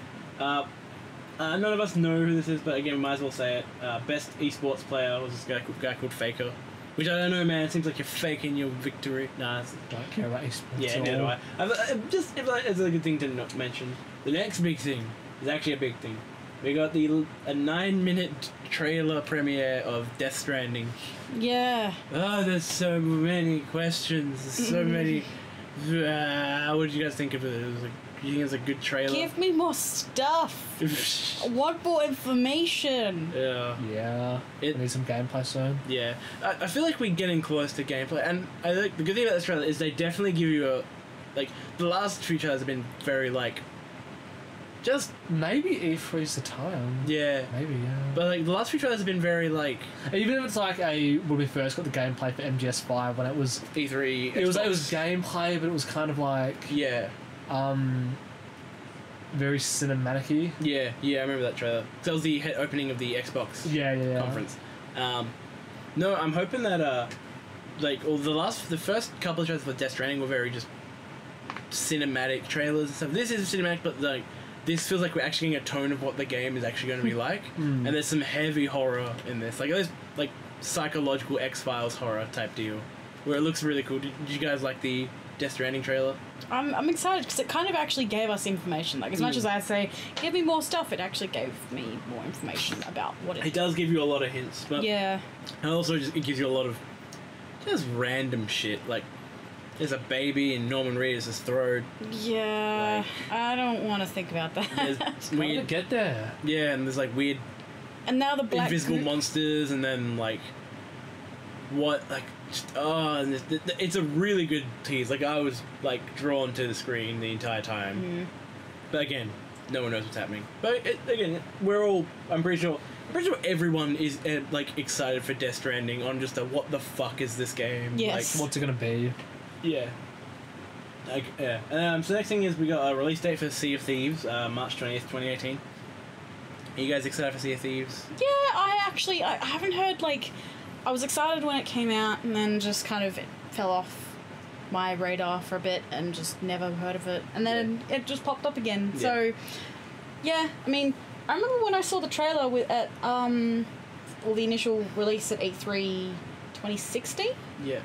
And my friends, and we were excited for it. Like, 'cause it means like a party game. Yeah. Oh no, yeah, it's like a cool like open world pirate cooperative adventure. Which looks really cool. It's made by Rare as well, for those who don't know who made the Banjo-Kazooie franchise, Perfect Dark. Once legendary developers that fell very far because of Microsoft and now have come back to actually make a game that isn't Kinect Sports. Eric, are you excited for Sea of Thieves? If the place that I'm getting has good enough internet, Yeah. Oh and yeah. actually play it, then yeah, because it's not going to happen where I am now. Yeah, that's true. God damn. Australian internet, am I right, boys? Neutrality, am I right? What? Hmm? Net Nothing. neutrality is good. It's okay. You don't have to Yeah. There's nothing wrong with saying that. Oh, net neutrality is the best. Yes, please Yeah. keep it that way. Yeah, we No, need... just more like. So net neutrality goes away. Yeah, Australian on. internet's gonna get even worse. Yeah. So the next thing is, again, I'm not 100% familiar with this game, but the game that won Best Student Game is a game called Level Squared. Oh, okay, so I saw a bit about what it does, and what apparently it did is that you're in control of a little coloured square in a world of other coloured squares. Riveting.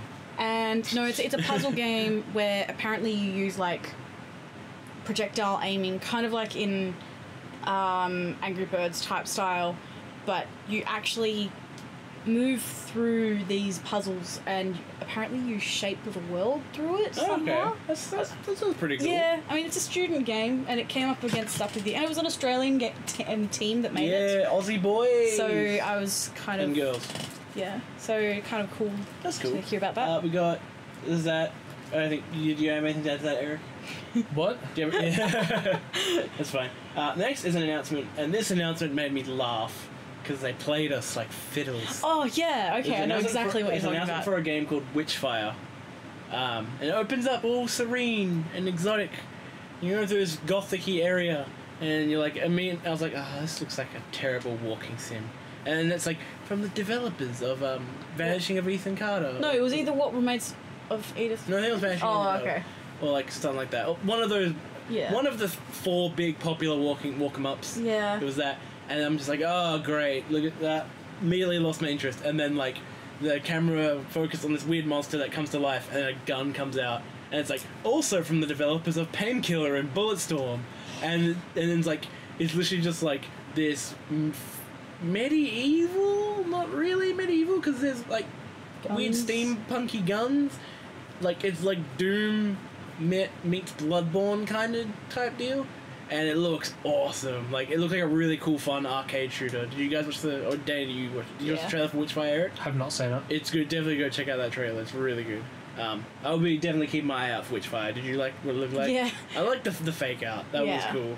Because it was so quick, it was like, oh yeah, also this. Yeah. It's like, kind of isn't like It a... has very Bulletstormy gameplay. Like there's dashing, like you like actual dashing, like from side to like side and stuff, and it looks very fast paced shooter type stuff, but with a unique walk 'em up, like art direction and atmosphere, which I don't know if that would work, but I feel like what it's it might intriguing. do is that it might be like, okay, so here's a battle. All right, you're done with this area. Now put your gun away. Now walk through this scenic, lovely And then area. Have some narration played. yeah, Yeah, and then it was shoot like, some more, dude. And then it was like, oh, we're in Don't another. touch it, just look. Yeah, it's like, oh, you're in another world. Oh, cool. There's an area. There's a monster. All right, let's get your gun out. Well, I feel like actually, if you think about it, walk 'em ups and shooter games, like, because walk 'em ups are just walk around, find shit, or walk around, Yeah. look at things. Or you just walk on a linear path. Yeah. And shooter games are run around to shoot shit. I feel like if you take the level design and atmosphere of a walk 'em up and apply it to a shooter game, adjust it to fit the wild moving of like an arcade shooter, that would actually work really well. Isn't Like the kind of- Gone Home mod with a gun, Yeah. where you just get a gun. Yeah.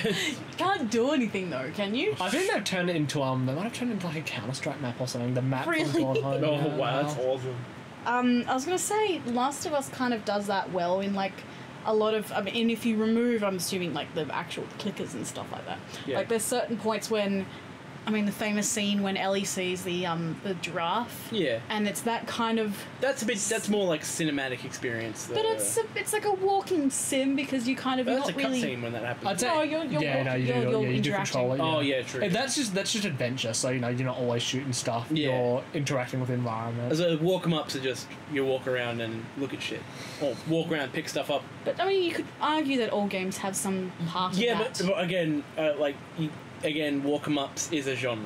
Yes, no, I know. It's like saying, like racing games. Technically, any game with a car is a racing game. Then, Yeah. but No. That's not how it works. Well, actually, no, because they don't race anything. Exactly. So I'll walk them up. Well, just because the game you walk around and look at stuff doesn't mean it's a walk them up. A walk them up is the game mechanics primarily resolve around I get walking around and gaining information from looking and interacting with items. Or just getting fed to you, yeah. Yeah. Oh, yeah. As where an adventure game is you getting put into... You get thrown various obstacles at you, which require either... that's a really good way to put it, yeah. Yeah, conflict or... It either requires your direct input... It always requires your direct input. It also requires you to either engage in conflict or to find a way around it. There's obstacles and there's the potential of failure. Yeah. Which, walk ups around. Yeah. But again, we'll move on to the next thing. Which file looks cool. I don't think any of us are really excited for it. We got another trailer for A Way Out. Which had the guy who developed it come out and he said, like, fuck the Oscars and that shit. that was good. But are any of us excited about A Way Out? It looks interesting. Getting there a bit. Yeah, I might get it and we can play it together or something. Yeah, I'm keen.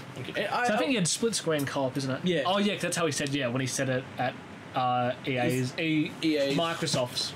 Yes. I think Microsoft's conference, this year. She said, it's intended for people to sit down. But yes, I'll probably get it. We can play it. Yeah, I'm keen. Not like ridiculously excited, but again on concept. I'm glad split screen co-op is still happening.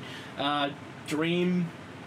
Dreams, the game based on dreams and stuff. By Media Molecule. Yeah, that's coming out. What is it? Have they actually set up what it is? No, I didn't watch the trailer. It just reminds me of something that reminds me of a difference between Tearaway. Is it Tearaway? Yeah. Tearaway and mix of that and Little Big Planet. Yeah. It looks like I haven't seen the new trailer because I only watched the things I was really intrigued in, or things that looked good. And I'm not saying dreams don't look good, but again, I'm not that intrigued. I just remember the first trailer being so vague. It's just so weird. Well, it's like it takes your dreams and you play through. Like, how do you take my dreams? Yeah, it's like what am I actually doing though? It's so weird looking. But again, it's a really interesting game that's coming out, and we'll be something to look out for. We have a new category winner for best. Game for impact. Oh yeah, I know about that. Yeah. Winner is Hellblade. Yeah. Which makes 100,000,000% because that game is very impactful. What else did it go up against? Let me see. Categories, Danny. Your category lady.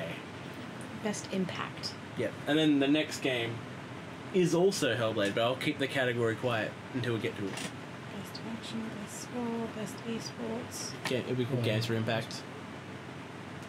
Sorry if it's not here. Maybe your thing doesn't have all those categories. Wait, go back. Most anticipated. Alright, keep going through.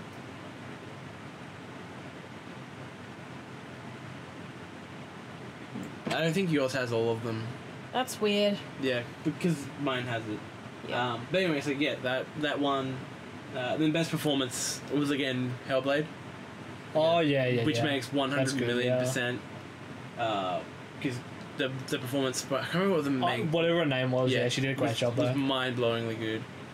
Best performance was up against... Horizon? For Aloy? Yeah, Horizon, Wolfenstein, BJ. Uncharted. Oh, sweet. Sorry. Best performance was Aloy, so the person who played Aloy. Ashley Birch. Brian Bloom, who plays BJ. from Claudia Black as Chloe, Laura Bailey as Nadine, and Melina Jurgens as Senua. Which is from Hellblade. Yeah, and also Games for Impact, I've got the nominees here. Yeah. So, Bury Me, My Love. Never heard of. Hellblade, Senua's Sacrifice. Life is Strange Before the Storm. Night in the Woods. Yeah, of course. Please Knock on My Door. And What Remains of Edith Finch. Yeah. Yeah. Alright, cool. Best ongoing game right there. There we go, yeah. So, Destiny 2, Grand Theft Auto Online, Overwatch, PUBG, Rainbow Six, and Warframe. I feel like PUBG probably deserved to win. But Overwatch has been running for longer. What did win?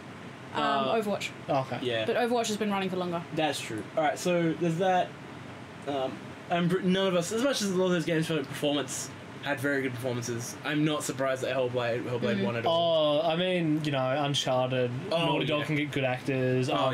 Ashley Birch plays Aloy in Horizon Zero Dawn. She's actually she's a very good actress. She's just not a very good writer, that's all. Yeah. So she just took to acting, but now she's quite good. But whoever played, Senua, and especially because the whole she's not an actress. Yeah, she just kind of jumped into the role. And, yeah, and the whole like how she portrayed schizophrenia and all these different things. Just bloody hell, it's good. Next thing is a premiere of a new game called GTFO. Yeah. Which is looks very generic and not very good survival co-op shooter in the veins of Left 4 Dead and Vermintide and all that shit. What was that? It has a very Evolve? Yeah, it has a very sci-fi thing. Like it's a sci-fi horror type thing, which it's a cool take, but it's very just look, shoot everything and then run it. The trailer didn't sell it, at least for me. Did you guys watch the trailer for GTFO? No. Yeah, it doesn't look very good. It looks very generic. We got best game direction winner goes to Zelda Breath of the Wild. That's a rough category. Yeah, I hate that category because it's just like, what do you mean direction? Yeah, like best it's not like film directing. Where, like, it's a like thing like. So Horizon Zero Dawn, Resident Evil 7, Super Mario Odyssey, Legend of Zelda, and Wolfenstein. Yeah, it's a very. I don't like. Does it mean like the person who directed or like? Because obviously game like, directors, Did the game stick to its thing very well? Which is a very like I mean, like Resi 7 went in a new but good direction. So so it's like I don't. But again, that's cool. That's Zelda one. Of ideas, Next is another. We got a gameplay trailer for Metro Exodus. Didn't watch that. Wouldn't mind watching that. Yeah, it looked pretty good. It didn't. I'm not the biggest Metro fan of all time. I was quite let down by Last Light. I wouldn't mind giving 2033 a go. I really want to like them. Yeah. I love 2033, and I got very bored with Last Light. Like I just struggled to get through it. I didn't even get through it. I got halfway through it and stopped playing. I got bored. Which I know I've got a lot of friends who yell at me for that, for not liking Last Light very much. But I love 2033. I remember being just enthralled by that game. Really good survival horror / shooter game. But yeah, Exodus looks really good. It holds to what Metro, like the whole post-apocalyptic Russia. It's all very snowy as well, which looks really cool. But yeah, like that's that. And we have the Game of the Year. Dan, can you get the nominees up? The nominees for 2017's Game of the Year: Horizon Zero Dawn, Persona 5, PlayerUnknown's Battlegrounds, Super Mario Odyssey, and The Legend of Zelda Breath of the Wild. And the winner was Breath of the Wild. Yeah. So I'm glad PUBG didn't win. Like I'm not trying to hide it. Like it's not finished. Yeah, and it's not like I do love me some PUBG. I think it's a very good game, but not finished. So yeah, I'm not trying to win it, but like I think it's ridiculous it's even on the best game list. Like, I'm not trying to rip into it, but I'm very hurt that Nier Automata wasn't even nominated. Where's Cuphead? Yeah, Cuphead as well. Like again, like these games are all. He's got a cup for a head. That's such a good idea. He's got milk for blood. Yeah, and like brains and stuff, and drinks himself. And yet he actually can shoot the group. 10 out of 10 Game of the Year. I'm a bit like and like we mentioned before. Again, I just make sure we're not dissing Breath of the Wild because none of us have properly played it. And from what we've heard, it's a fucking good game. Yeah. Like, I mean, out of all these games, like it probably is actually the best one on the list. Yeah. No, Persona 5. Yeah. And Horizon. Yeah, but that's the thing. From like, I feel like Zelda. It's apparent because Mario Odyssey's on there, and from what I've heard, Mario Odyssey's good. It's not great. I haven't seen, despite the what comes with every new Nintendo game, the Nintendo fanboy reviews that always say it's the best thing ever. But like from what I've heard from people who just like Mario games, it's a good Mario installment. It's not great. It's got quite a few heavy flaws. So I was like, I feel like again it was just like new Nintendo game, Mario is iconic, right? Oh, new Zelda game, Zelda's iconic. But he's got a new hat. Yeah. Like so they have to be. They have to be. Eyes on a hat. It's like it's default have to be on the Game of the Year. It reminds me of Rotom from the newest Pokemon game. But again, not dissing Breath of the Wild because again, from what we've heard, it's genuinely a brilliant game. Like I have heard some people say it's not that good, but again, from what we've heard, it's good. I've played a little bit of it at friends' houses. It is fun to play, but it does hurt me that again, like I don't. Like I have played Persona 5, and Persona 5 was ridiculously amazing, and like. Horizon. Did you think Horizon should have gone to Eric? Because I know you've played it. I'd put it on the list. I don't think it should win, but you've always got like certain years. You're always gonna have stuff that's on the list, but like often there's just one that's just a clear winner. Yeah. And you know, like, Last of Us. Yeah. Last of Us was the obvious clear winner, just because it was so popular and there was just no. I also just. Yeah. I feel like Hellblade could have been nominated as well, because Hellblade didn't just conform to being a good game. It was like, we're going to make an emotional experience that, gameplay-wise, isn't that mind-blowing. It's a pretty, like, simple, well-designed game. I'm not huge on the ending of Hellblade. I thought it was just a bit weird. Oh, really? Oh, yeah. Fair enough. Yeah, like there's that, and also, like, Nier Automata, again, had one of the most unique and amazing stories in a video game. It also was a lot of fun to play, and it did things that not a lot of video games have done. And so it was like, it doesn't, like, I do see why Breath of the Wild won, and, like, every year it is usually the fan favorite game that wins. Yeah. Like, last year, was it Fallout that won last year? No, Fallout was 2015, so... What was 2016? I don't know. But in 2015 it was Fallout 4, which, again, I was a bit livid about, because I do not like Fallout 4. And I can hardly remember 2015. And it was up against MGS5 and The Witcher 3, which I'm like...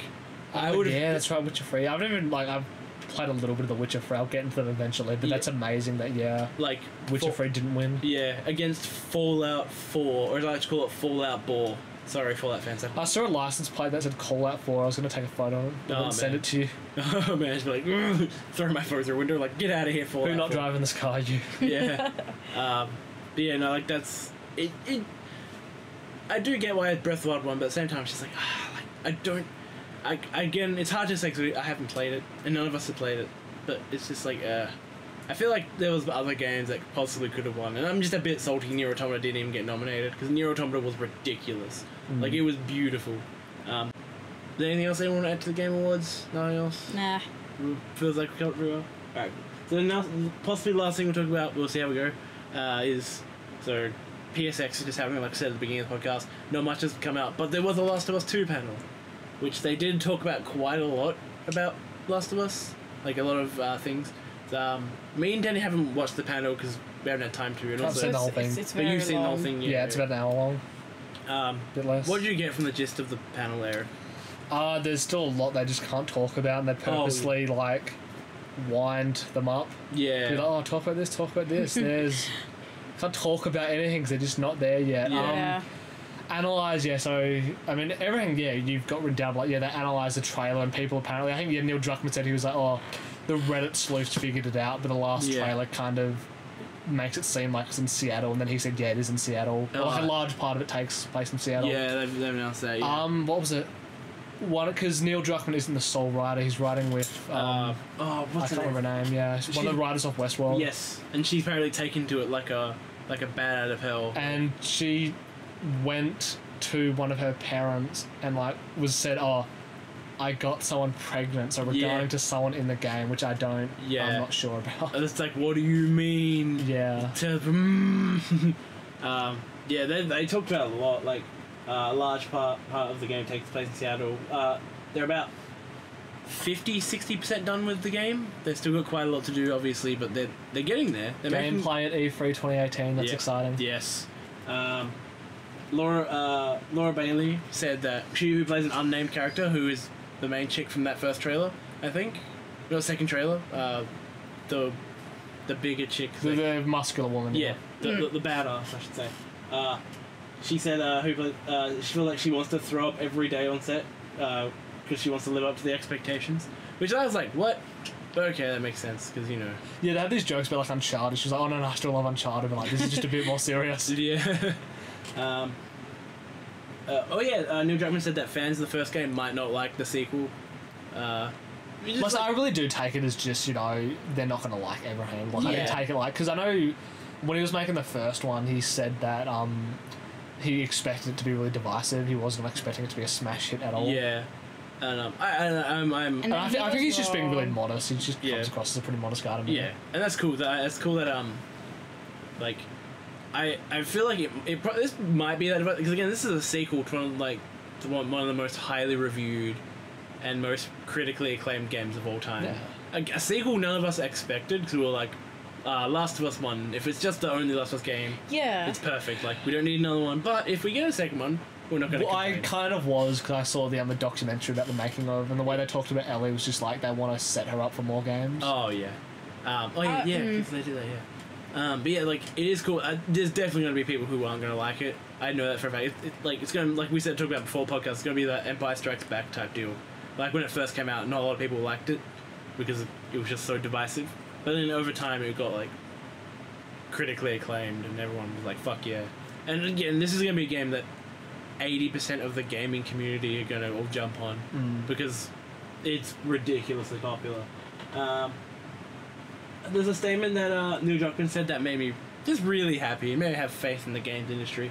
There's like, they will continue to make single-player, linear, and narrative-based games. Did you see the actual video of that? Oh, no. People loved it. Like, he was just, like, winding up the audience for applause, like the way he was saying that. Oh, it was really nice. good. Oh, good. It's good to hear, like, that pretty big name in, like... Well, Neil Druckmann's a pretty big name. I love the fact that now, as well, because kind of each word kind of gave the crowd more power. Yeah. And the fact that linear isn't a dirty word anymore. Yeah, it's, like... Because we just get so much open world games, yeah, people do want a bit of linearity. And, like, I don't know, like, I know a lot of people who do love open world games, and for good reason. When they're done right, they're fantastic, and they're so much fun to play. More often than not, they're not done right though. Like, they're just very boring. Like, look at Assassin's Creed, for the most part. Like, just don't fill them with just useless shit. Yeah, it's making fun. Yeah, and they've been it's like any good genre in gaming. They were oversaturated. Like the next one is going to be survival. It was hero shooters, and then that was quickly dwarfed by PUBG clones. Yeah. Yeah. So like, we didn't actually get that many hero shooter clones. We got a few, like Paladins and Paragons and shit like that, but we didn't get that many because the next big craze. Overwatch. Don't forget, Overwatch is a Battleborn clone. It is true, as we know. But like, we didn't get that many because it was dwarfed very quickly by PUBG, and then now like we know that type of genre game is going to get run into the ground because there's going to get hundreds of them. It's like very much like open world happened with like, we got a few really good open world games, and then every game had to be an open world sandbox, and then it just saturated the entire. It's all Ubisoft fault. Yeah, fuck you, Ubisoft.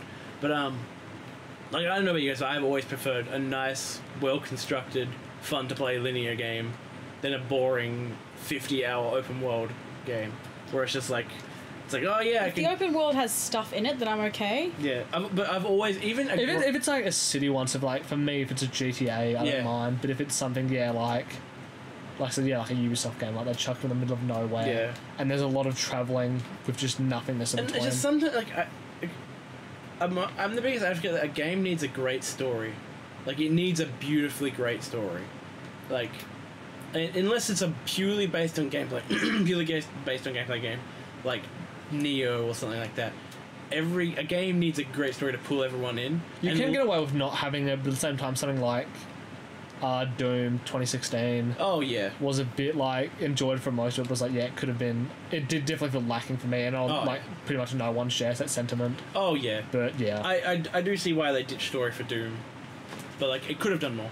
But the big thing, but the big thing, like, I think out of every genre, open world games need better story than any other genre, because you're giving. I don't know about you guys, but the amount. Have you guys ever had the thing you've gotten a new open world game, you've booted it up, and you've looked at the map and been like, like it's so much to do. There's so much I have to go. Yeah, Unity, Assassin's Creed Unity was really bad. Yeah, and like so, for me, like a good example of that was again like Dragon Age Inquisition. Like, I did play that quite a bit, and I did drop like 80 hours into it, but a lot of it was busy work, and it was just like, the story wasn't that investing for me to be like, I want to spend 80 hours just doing random shit. Yeah. Witcher 3 is the polar opposite of that. Witcher 3 is massive, but the plot and like the world and the intrigue is so good that you want to sit down and explore it. You want to be like, I want to see what this little question mark is, and go and explore it. And as we're like, so like, the amount of times I played an open world game, Shadow of Mordor didn't do it well for me, where it's just like, I wasn't that invested in the story, therefore I didn't. But but like, that's a rare case of, it was more fun to just make enemies and hunt them down and have them come back. Yeah, and it's just like, so many open world games, at least to me, why I prefer linear games. I prefer a linear game where it's just like, here is your obstacle, get past it. Overcome it, Yeah, and instead of being like, here's your open world, go nuts. I'm like, but I want drive. I want someone to be like, this dude has done this, go after Well, that's a problem, is, a game like that, like I said, it's a one that could potentially claim to be a sandbox. Yeah. Is like, you set me loose in this open world to do whatever I want, but I can't really, can I? Yeah. It's just like... And you just feel a bit It feels lacking. That's like my biggest issue with Bethesda RPGs. It's like, I get they're designed to be open world sandboxes, just to be explored, and I get that. But I like urgency. I like being like, okay, I've got a story I need to figure out. You know what my biggest issue with Bethesda games are? What? The mountains. Yeah. Stuffing them really easy. Yeah. They use that so much as their invisible wall. It's like, especially. They also use that to mask their bugs. But didn't work. Yeah. But yeah, it's just for me. Like, I don't know about you guys with like linear games, but it's awesome to hear them trying to be like, yeah, we're gonna. And just people love it. It was so good. Because like,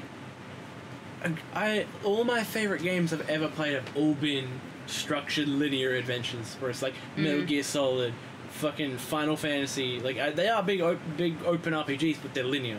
There's not like your choices take you anywhere. I mean, first Metal Gear Solid is almost kind of open worldish. A little bit, yeah. It's more like, here's a big level, but you have an objective, you have urgency, and you can go to other parts. You backtrack. There's a narrative driving you the entire time. Like, I like experience. I don't know what the name is. It's the same as the early Resident Evils, or the first one where you're in the mansion, you go, you stay there. Yeah, and it's just but you get to other parts. But there's this it's like controlled linearity where it's like you can't go and do whatever you want. It's more like you have a world, you can explore, you have an objective. But there is a narrative that's driving you forward, and I like being part of a narrative. I don't like games where it's like, why I hated No Man's Sky so fucking much. Not because it was a bad game, it's because it was boring. It was just, there's nothing to do. Like, I don't find enjoyment of going to a random planet, mining it for materials, then going and flying away. Yeah, because like, why? Why should? Yeah, it's like, why do you care? It's like, get to the center of the universe. Why? Like, I don't, like, give me a reason to do it. Like, I don't want it just because. It's like, oh, now you can build bases. Why don't I want to build a base? Tell me why, game. It's just, I don't know. What are your guys' opinions on linear games and just? I mean, if they do it well, then it's enjoyable. Like, I kind of, like. I'm trying to think of one that is a linear game. Do you guys reckon if we play as that muscular woman from the Last of Us 2 trailer, do you reckon she's got punch combos? I hope so. That'd be cool. Awesome. That'd be something new. You're talking about the one that, the main lady that's hinted to be. Oh, they also said that Last of Us 2, there was like, any character can die. Yeah. Like, it's like there's a sense of every character, there will be a sense of mortality. And I'm like, that's good. The more I think about it, the more I'm like, yeah, it definitely is her mum, just because in the conference, I think they talked about the whole getting someone pregnant before, because they showed the trailer again. And, like, just the way in the trailer when they lift up her shirt and, like, go to cut her stomach and the stuff they say, I'm like, it seems like, she might be pregnant in that already early. Yeah, like, I'm glad that Naughty Dog and Neil Druckmann are like, linear games all the way. We're going to make you great single-player experiences. Because so many developers seem to be ditching that, like, especially since all the EA shit. Which I actually found some more stuff out. Well, they just keep thinking people don't want it. Yeah. Like that idea of, like, people don't want linear games. Who said that? Where are you getting this from? Yeah, it's like, is it from your, like, tests? What are it, like, your, like, focus group tests? Like, if so, they're wrong. Because, like... you're not interviewing a wide enough array of people, or it's just, you're disguised because, open world games, you can just find a way to make more money. You just chuck loot boxes in them and like, shit. Again, and Divinity 2 is a great example of a good open world game, because it's like a D&D RPG. It's like, here's a world. It doesn't give you, like, all of it at once. It's like, you're in this part. Here's all the shit you can do. There's multiple ways to get through it, but again, it's structured linearity. Like, you can't boycott the story. The story is still happening. You just choose how you go through it. Oh, that's a really good. Cool. That's a good way of, like, open world. That's a good way of doing open world, because, like, me and Danny have played, I think, good, like, 30 hours of Divinity at this point. Oh god, like, which isn't a lot. We're still in the early parts of the game, and like, I've started 4 playthroughs now. One with Danny, one with myself, one with friends, and one with Danny and her dad. And, like, every time I've done something different, I've been like, I'm gonna do this. And, like... And then we discovered, like, an entire area which we didn't know existed. Yeah, like, we found areas we didn't know. It's like, that feels more organic than, go here. You did this. Here's some experience. Cool. Oh, you handed this item in. Oh, cool. You've hunted this animal. You've got a better way. It's like, that's not fun to me. As well, I have people I know, who I won't name them because they'll probably get a bit mad at me. But I have people I know that really like that type of gameplay, the Assassin's Creed style, and the like the open world. Just well, some people just like it just because it's free. They just want something to kill the time with. Yeah, and like They want to, tick off boxes. Yeah, and I do see the appeal of that, but at least for me, and I think for some of you guys, that I do prefer a structured linear game compared to just go have fun, make up the story as you go. It's like, yeah, I want you to tell me the story, and then I'm even fine with games that don't have choice. I like just being like, oh, I was a part of that. Yeah, that's cool. That's why Last of Us, I loved it so much. I'm like, I'm just here to just enjoy a story. It's like, I don't know. What do you guys think of stuff like that? Is Pac-Man open world? Possibly. I mean, think, like, if you break it down, maybe it's a world. No, it's linear because they have, even though it has the illusion of choice. Illusion of choice. Even if you turn left, you still always have to turn right in the end. Yeah. But that's just like every map in a game. They're just smaller. Yeah. And like you don't really progress forward. Like you progress forward in the game, but you don't actually unlock new areas. So it kind of is open world. You're technically ticking off boxes. You're just getting shit. Yeah, kind of open world. Nah, Pac-Man's the first open world game. Yeah. Like, I like you were joking, but I'm pretty sure, like, if you actually break it down like that, it is. No, it's linear with the illusion of open world choice. Possibly, yeah. Because it's like, because you have to go forward, and then you're just like, ooh, you're going back, as if you're like, oh, you're in the same area, but you're still going backwards. Yeah. And, like, yeah. I don't know, it's good. I'm glad, yeah. Like I said, I'm glad that Naughty Dog's focusing on making good linear games. Because, again, Naughty Dog has made some of the best games ever made. Like, not like Last of Us. Like, look at Uncharted. The Crash Bandicoot trilogy, I was gonna say Spyro, I was like, no, that's Insomniac. Fucking Jak and Daxter. Even though I'm not a big fan of all of Jak and Daxter, I do like me some Jak and Daxter. But yeah, that's good. So we'll go to our last segment. What have we been playing, watching, doing? One of you guys go first. Who's going first? Eric? Alright, so I've been... Oh god, what have I been doing? I've been playing... Oh, it's been so long since we did this last. I know, right? Oh, because I finished Alan Wake, I finished The American Nightmare. That was okay, cool idea, but didn't really work out. Been playing Forza Horizon 3. It's good fun. Game. Yeah. Good game. Crashed into a bunch of Holden youths. No, I felt bad. And I felt feels bad. Yeah, but also like green bins. I love the bins, and they're like our bins as well. It's like there's actually like there's the rubbish bin and the recycling bin. It's so good. It's probably my favorite racing game of all time. Like, or at least contesting with Need for Speed Underground. What has been up to? Been watching American Horror Story. Oh yeah, he's been binging just that. Wanted something else. Yes, I finished the first 4 seasons. Jesus. Good show, not amazing. They have kind of weak endings. It seems like they don't really know how they're going to wrap them up, and it just aren't super strong. Well, yeah, they're fun. Fun shows, yeah. The last one I saw was Freak Show, and that was fun just because it's an interesting idea for a show. Freak Show, that's why it's fun. Yeah, it's fun. That's good. That's good. I've always wanted to give American Horror Story a go, but never been bothered. I watched the first episode of the first season, and I was like, this is good. And I just never watched anymore. I was just like, I've got this in a world where there's so much shit to watch. Yeah. There's just so much to do. But yeah. You doing anything else, or playing anything else, or watching anything else? Well, The Walking Dead mid-season premiere has just come out when we're recording this. And it was fucking awful. Yeah. It was just an hour of just characters just standing there and not really doing anything. Oh, really? And you're just saying, why do they do this? And they kill off a character at the end. Yeah. And like, you're just like, there was no build up to that. Oh man, I think I may actually be done with The Walking Dead now because I've taken breaks before I've come back. Yeah. But after seeing that, next mid-season on The Walking Dead, I'm like, that's been the past 2 seasons. I don't care anymore. Yeah, and like, it's sad because Walking Dead was like at a time, like a pinnacle of like great TV. Yeah, it was. First 3 seasons, I loved the first 3 seasons, and even deep into the 4th. Even up to 4th and 5th. I remember season 6 had some amazing stuff, and it just kind of out of nowhere. Yeah, it was just like that's good, and like, but that's when like I started noticing the signs of we're repeating ourselves now. Okay, and then I jumped off the train, and then I came back on at like season 7, the one when Negan came back on. 7, yeah. And I was like, this is good, and then I got again to the season finale, or season. Did we get to the season finale or halfway point? Halfway point. Yeah, and then I was like, I'm fucking done. I couldn't be bothered getting back into it. And I think I'm probably never going to get back into Walking Dead. I don't think we even got to the halfway point. No, we didn't. No, we didn't. Oh, we didn't? No. I think I remember talking to you guys. I think you did, but you might have skipped some episodes. Yeah. I don't remember. See, that's just the thing. I don't remember anything that happened in the last bits of Walking Dead that I watched. And if I did remember it, I didn't like it. Like the sub-episode The last bit I remember with the chick was that goes and finds all the other chicks. Oh, it's yeah. Like why? the last bit that I remember was the rubbish people, the people that lived in the rubbish. Yeah. Oh, Now- they've just brought them back a couple episodes ago. I fucking hate them. That was the last episode. They're we so watched. awful. The Whisperers or whatever they're called. No, they're not the Whisperers. Yeah, just the garbage people. I don't know if they're in the comics. They're the ones that The like, Whisperers are interesting. no, I've the read between people that comic have like the soul mind.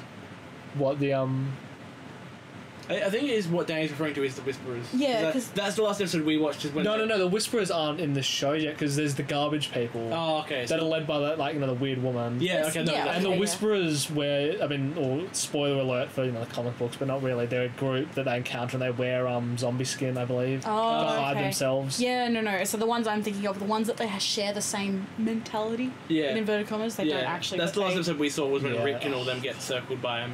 Yeah, And and Rick they has that essentially. goofy smile. Oh yeah, I remember that one. That's- I brought them back. I wish they hadn't. It's so bad. He goes to him, he's like, "Oh, I need your help again, even though you betrayed me once." I'm like, dude, just fucking kill these people. Yeah. They've given there's been like 2. Oh no, it's been 2-3 years since the apocalypse went down, and they can't even speak properly anymore. Jesus Christ. Wow, only 2-3 years. Yeah, it's only a few in, yeah. That's only. And they just physically they can hardly function anymore. Oh man, we've been. Like, just put them out of their misery. We've been please. we're 8 seasons in, and it's only been 3 years. That's insane. I think it has. Yeah, it sounds about right. Oh man, it does suck.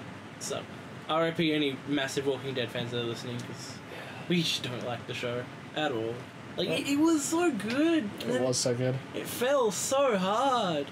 Like, it'd be like if Breaking Bad did a couple more seasons, but they were terrible. It was like that level of fall and stuff. Yeah. Even doing anything else, Eric, or was that about it? No, that's about it, I think. Danny, you're up, boy. Oh, okay. Hi, Danny. Sorry we didn't get to do anything. We just horribly underestimated how long Yeah. a lot of this shit would be. And also, I God, the temperature is exhausting. Yes. Like, it's. Yeah, it's pretty bad. But anyway, so what are you doing, What Dan? have I watched? What have I been watching? You've been playing Doki Doki. I was going to get to that. First, I was going to say we watched Stranger Things, a bit more of it. Yeah. Oh, what are you guys up to? Episode 4. Not very.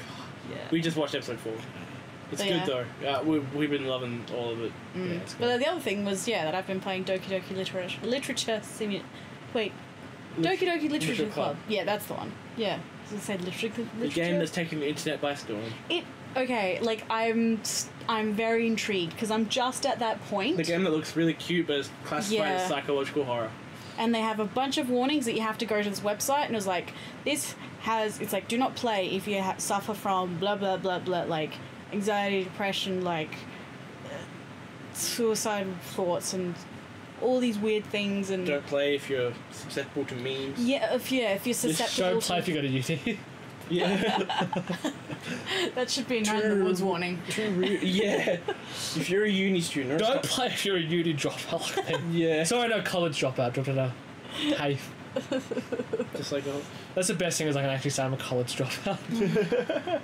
Oh yeah, because it's TAFE, yeah. Yeah, because TAFE is a form of college. Take that, TAFE. Yeah, but that's the thing. You So lost Eric. it just got to the point where it's really starting to kick up a notch a little bit.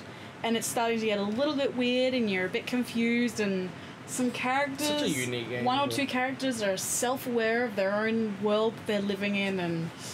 Yeah. It's such a Kojima game. Yeah. The stuff they pull off, it's like, that's something that Kojima would think of and do, but this isn't Kojima, it's another developer. It's one man, actually. Yeah, one dude. Sadasto or whatever? I can't remember. Yeah, it's Team Sadasto is the... Something like that. We probably mispronounced it. Yeah. Are you playing anything else? Watching anything else, Danny? Don't think... finished Pokemon. I'm not sure if I mentioned that. No, I'm sorry. I'm not sure if I mentioned that in the last podcast. You think you did? I don't remember. I don't know. I live one podcast in the future. I live my life 1/4 podcast at a time. 1/4 portion. Quarter portion. That went from a Fast and the Furious reference to a Star Wars reference. That's quarter portion. Oh yeah, we watched Star Wars. The best character in Force Awakens. We rewatched Yeah. Force Awakens. I keep going about how much I love Force Awakens. Never seen it. That's good. Is there anything That's else? all I pretty much watched. I've been playing, sadly, a lot of Yu-Gi-Oh! Duel Links on Steam. I've logged like 32 hours into it. I only played like for 2 weeks. It's a lot of time. I've been playing a bunch of Evil Within because I bought Evil Within 2, but I want to beat the first one It's a really odd horror game. Like, it's a lot of fun, but it's also really frustrating and nothing. Like, it's just spooky set piece after spooky set piece, but they're not linked at all. And it's just a lot of there's moments where it shines, there's moments where it really falls on its face, which kind of sucks. But it has gotten me to. Once I'm done with both Evil Within games, I'm gonna give Resi 4 a go. Because everyone said that Evil Within is just Resi 4 light. I'm like, well, if I'm enjoying Resi 4, no sugar. Yeah. With coffee. Yeah, exactly. Kofefe. There's that. Kofefe. I watched it a while ago, but I've never had a chance to mention it. I finished The Punisher, which is really good. Fuck, I've seen watch that. Possibly my favorite Marvel Netflix show out of all of them. Oh, that's a cool PS1. It's a cool poster. Newspaper. Anyway, so there's that. What else am I doing? Besides playing some Divinity 2, I think that's about it. I haven't really dug myself into anything new game-wise or movie-wise. Oh, we saw Disaster Artist. We'll save that for next podcast. Is that it? Is there anything else? Anything good? I think that's all. That time to rapidy-dappity-dup? Yeah. Alright, where can they find us, Danny? You can find us on Facebook or Twitter. On Facebook, it is facebook.com/The Ramblers Official Podcast. And then on Twitter, you can find us at podcast_Rambler with a capital R. Alright, cool. Yeah. Thank you everyone for listening. Remember to like, comment, subscribe. We also have a Let's Play series on a thing called Uplate. Go check that out. It's on our YouTube channel. We'll see you guys next time. Bye. Everyone say bye. See you. Oh, I broke the rules. You rebel.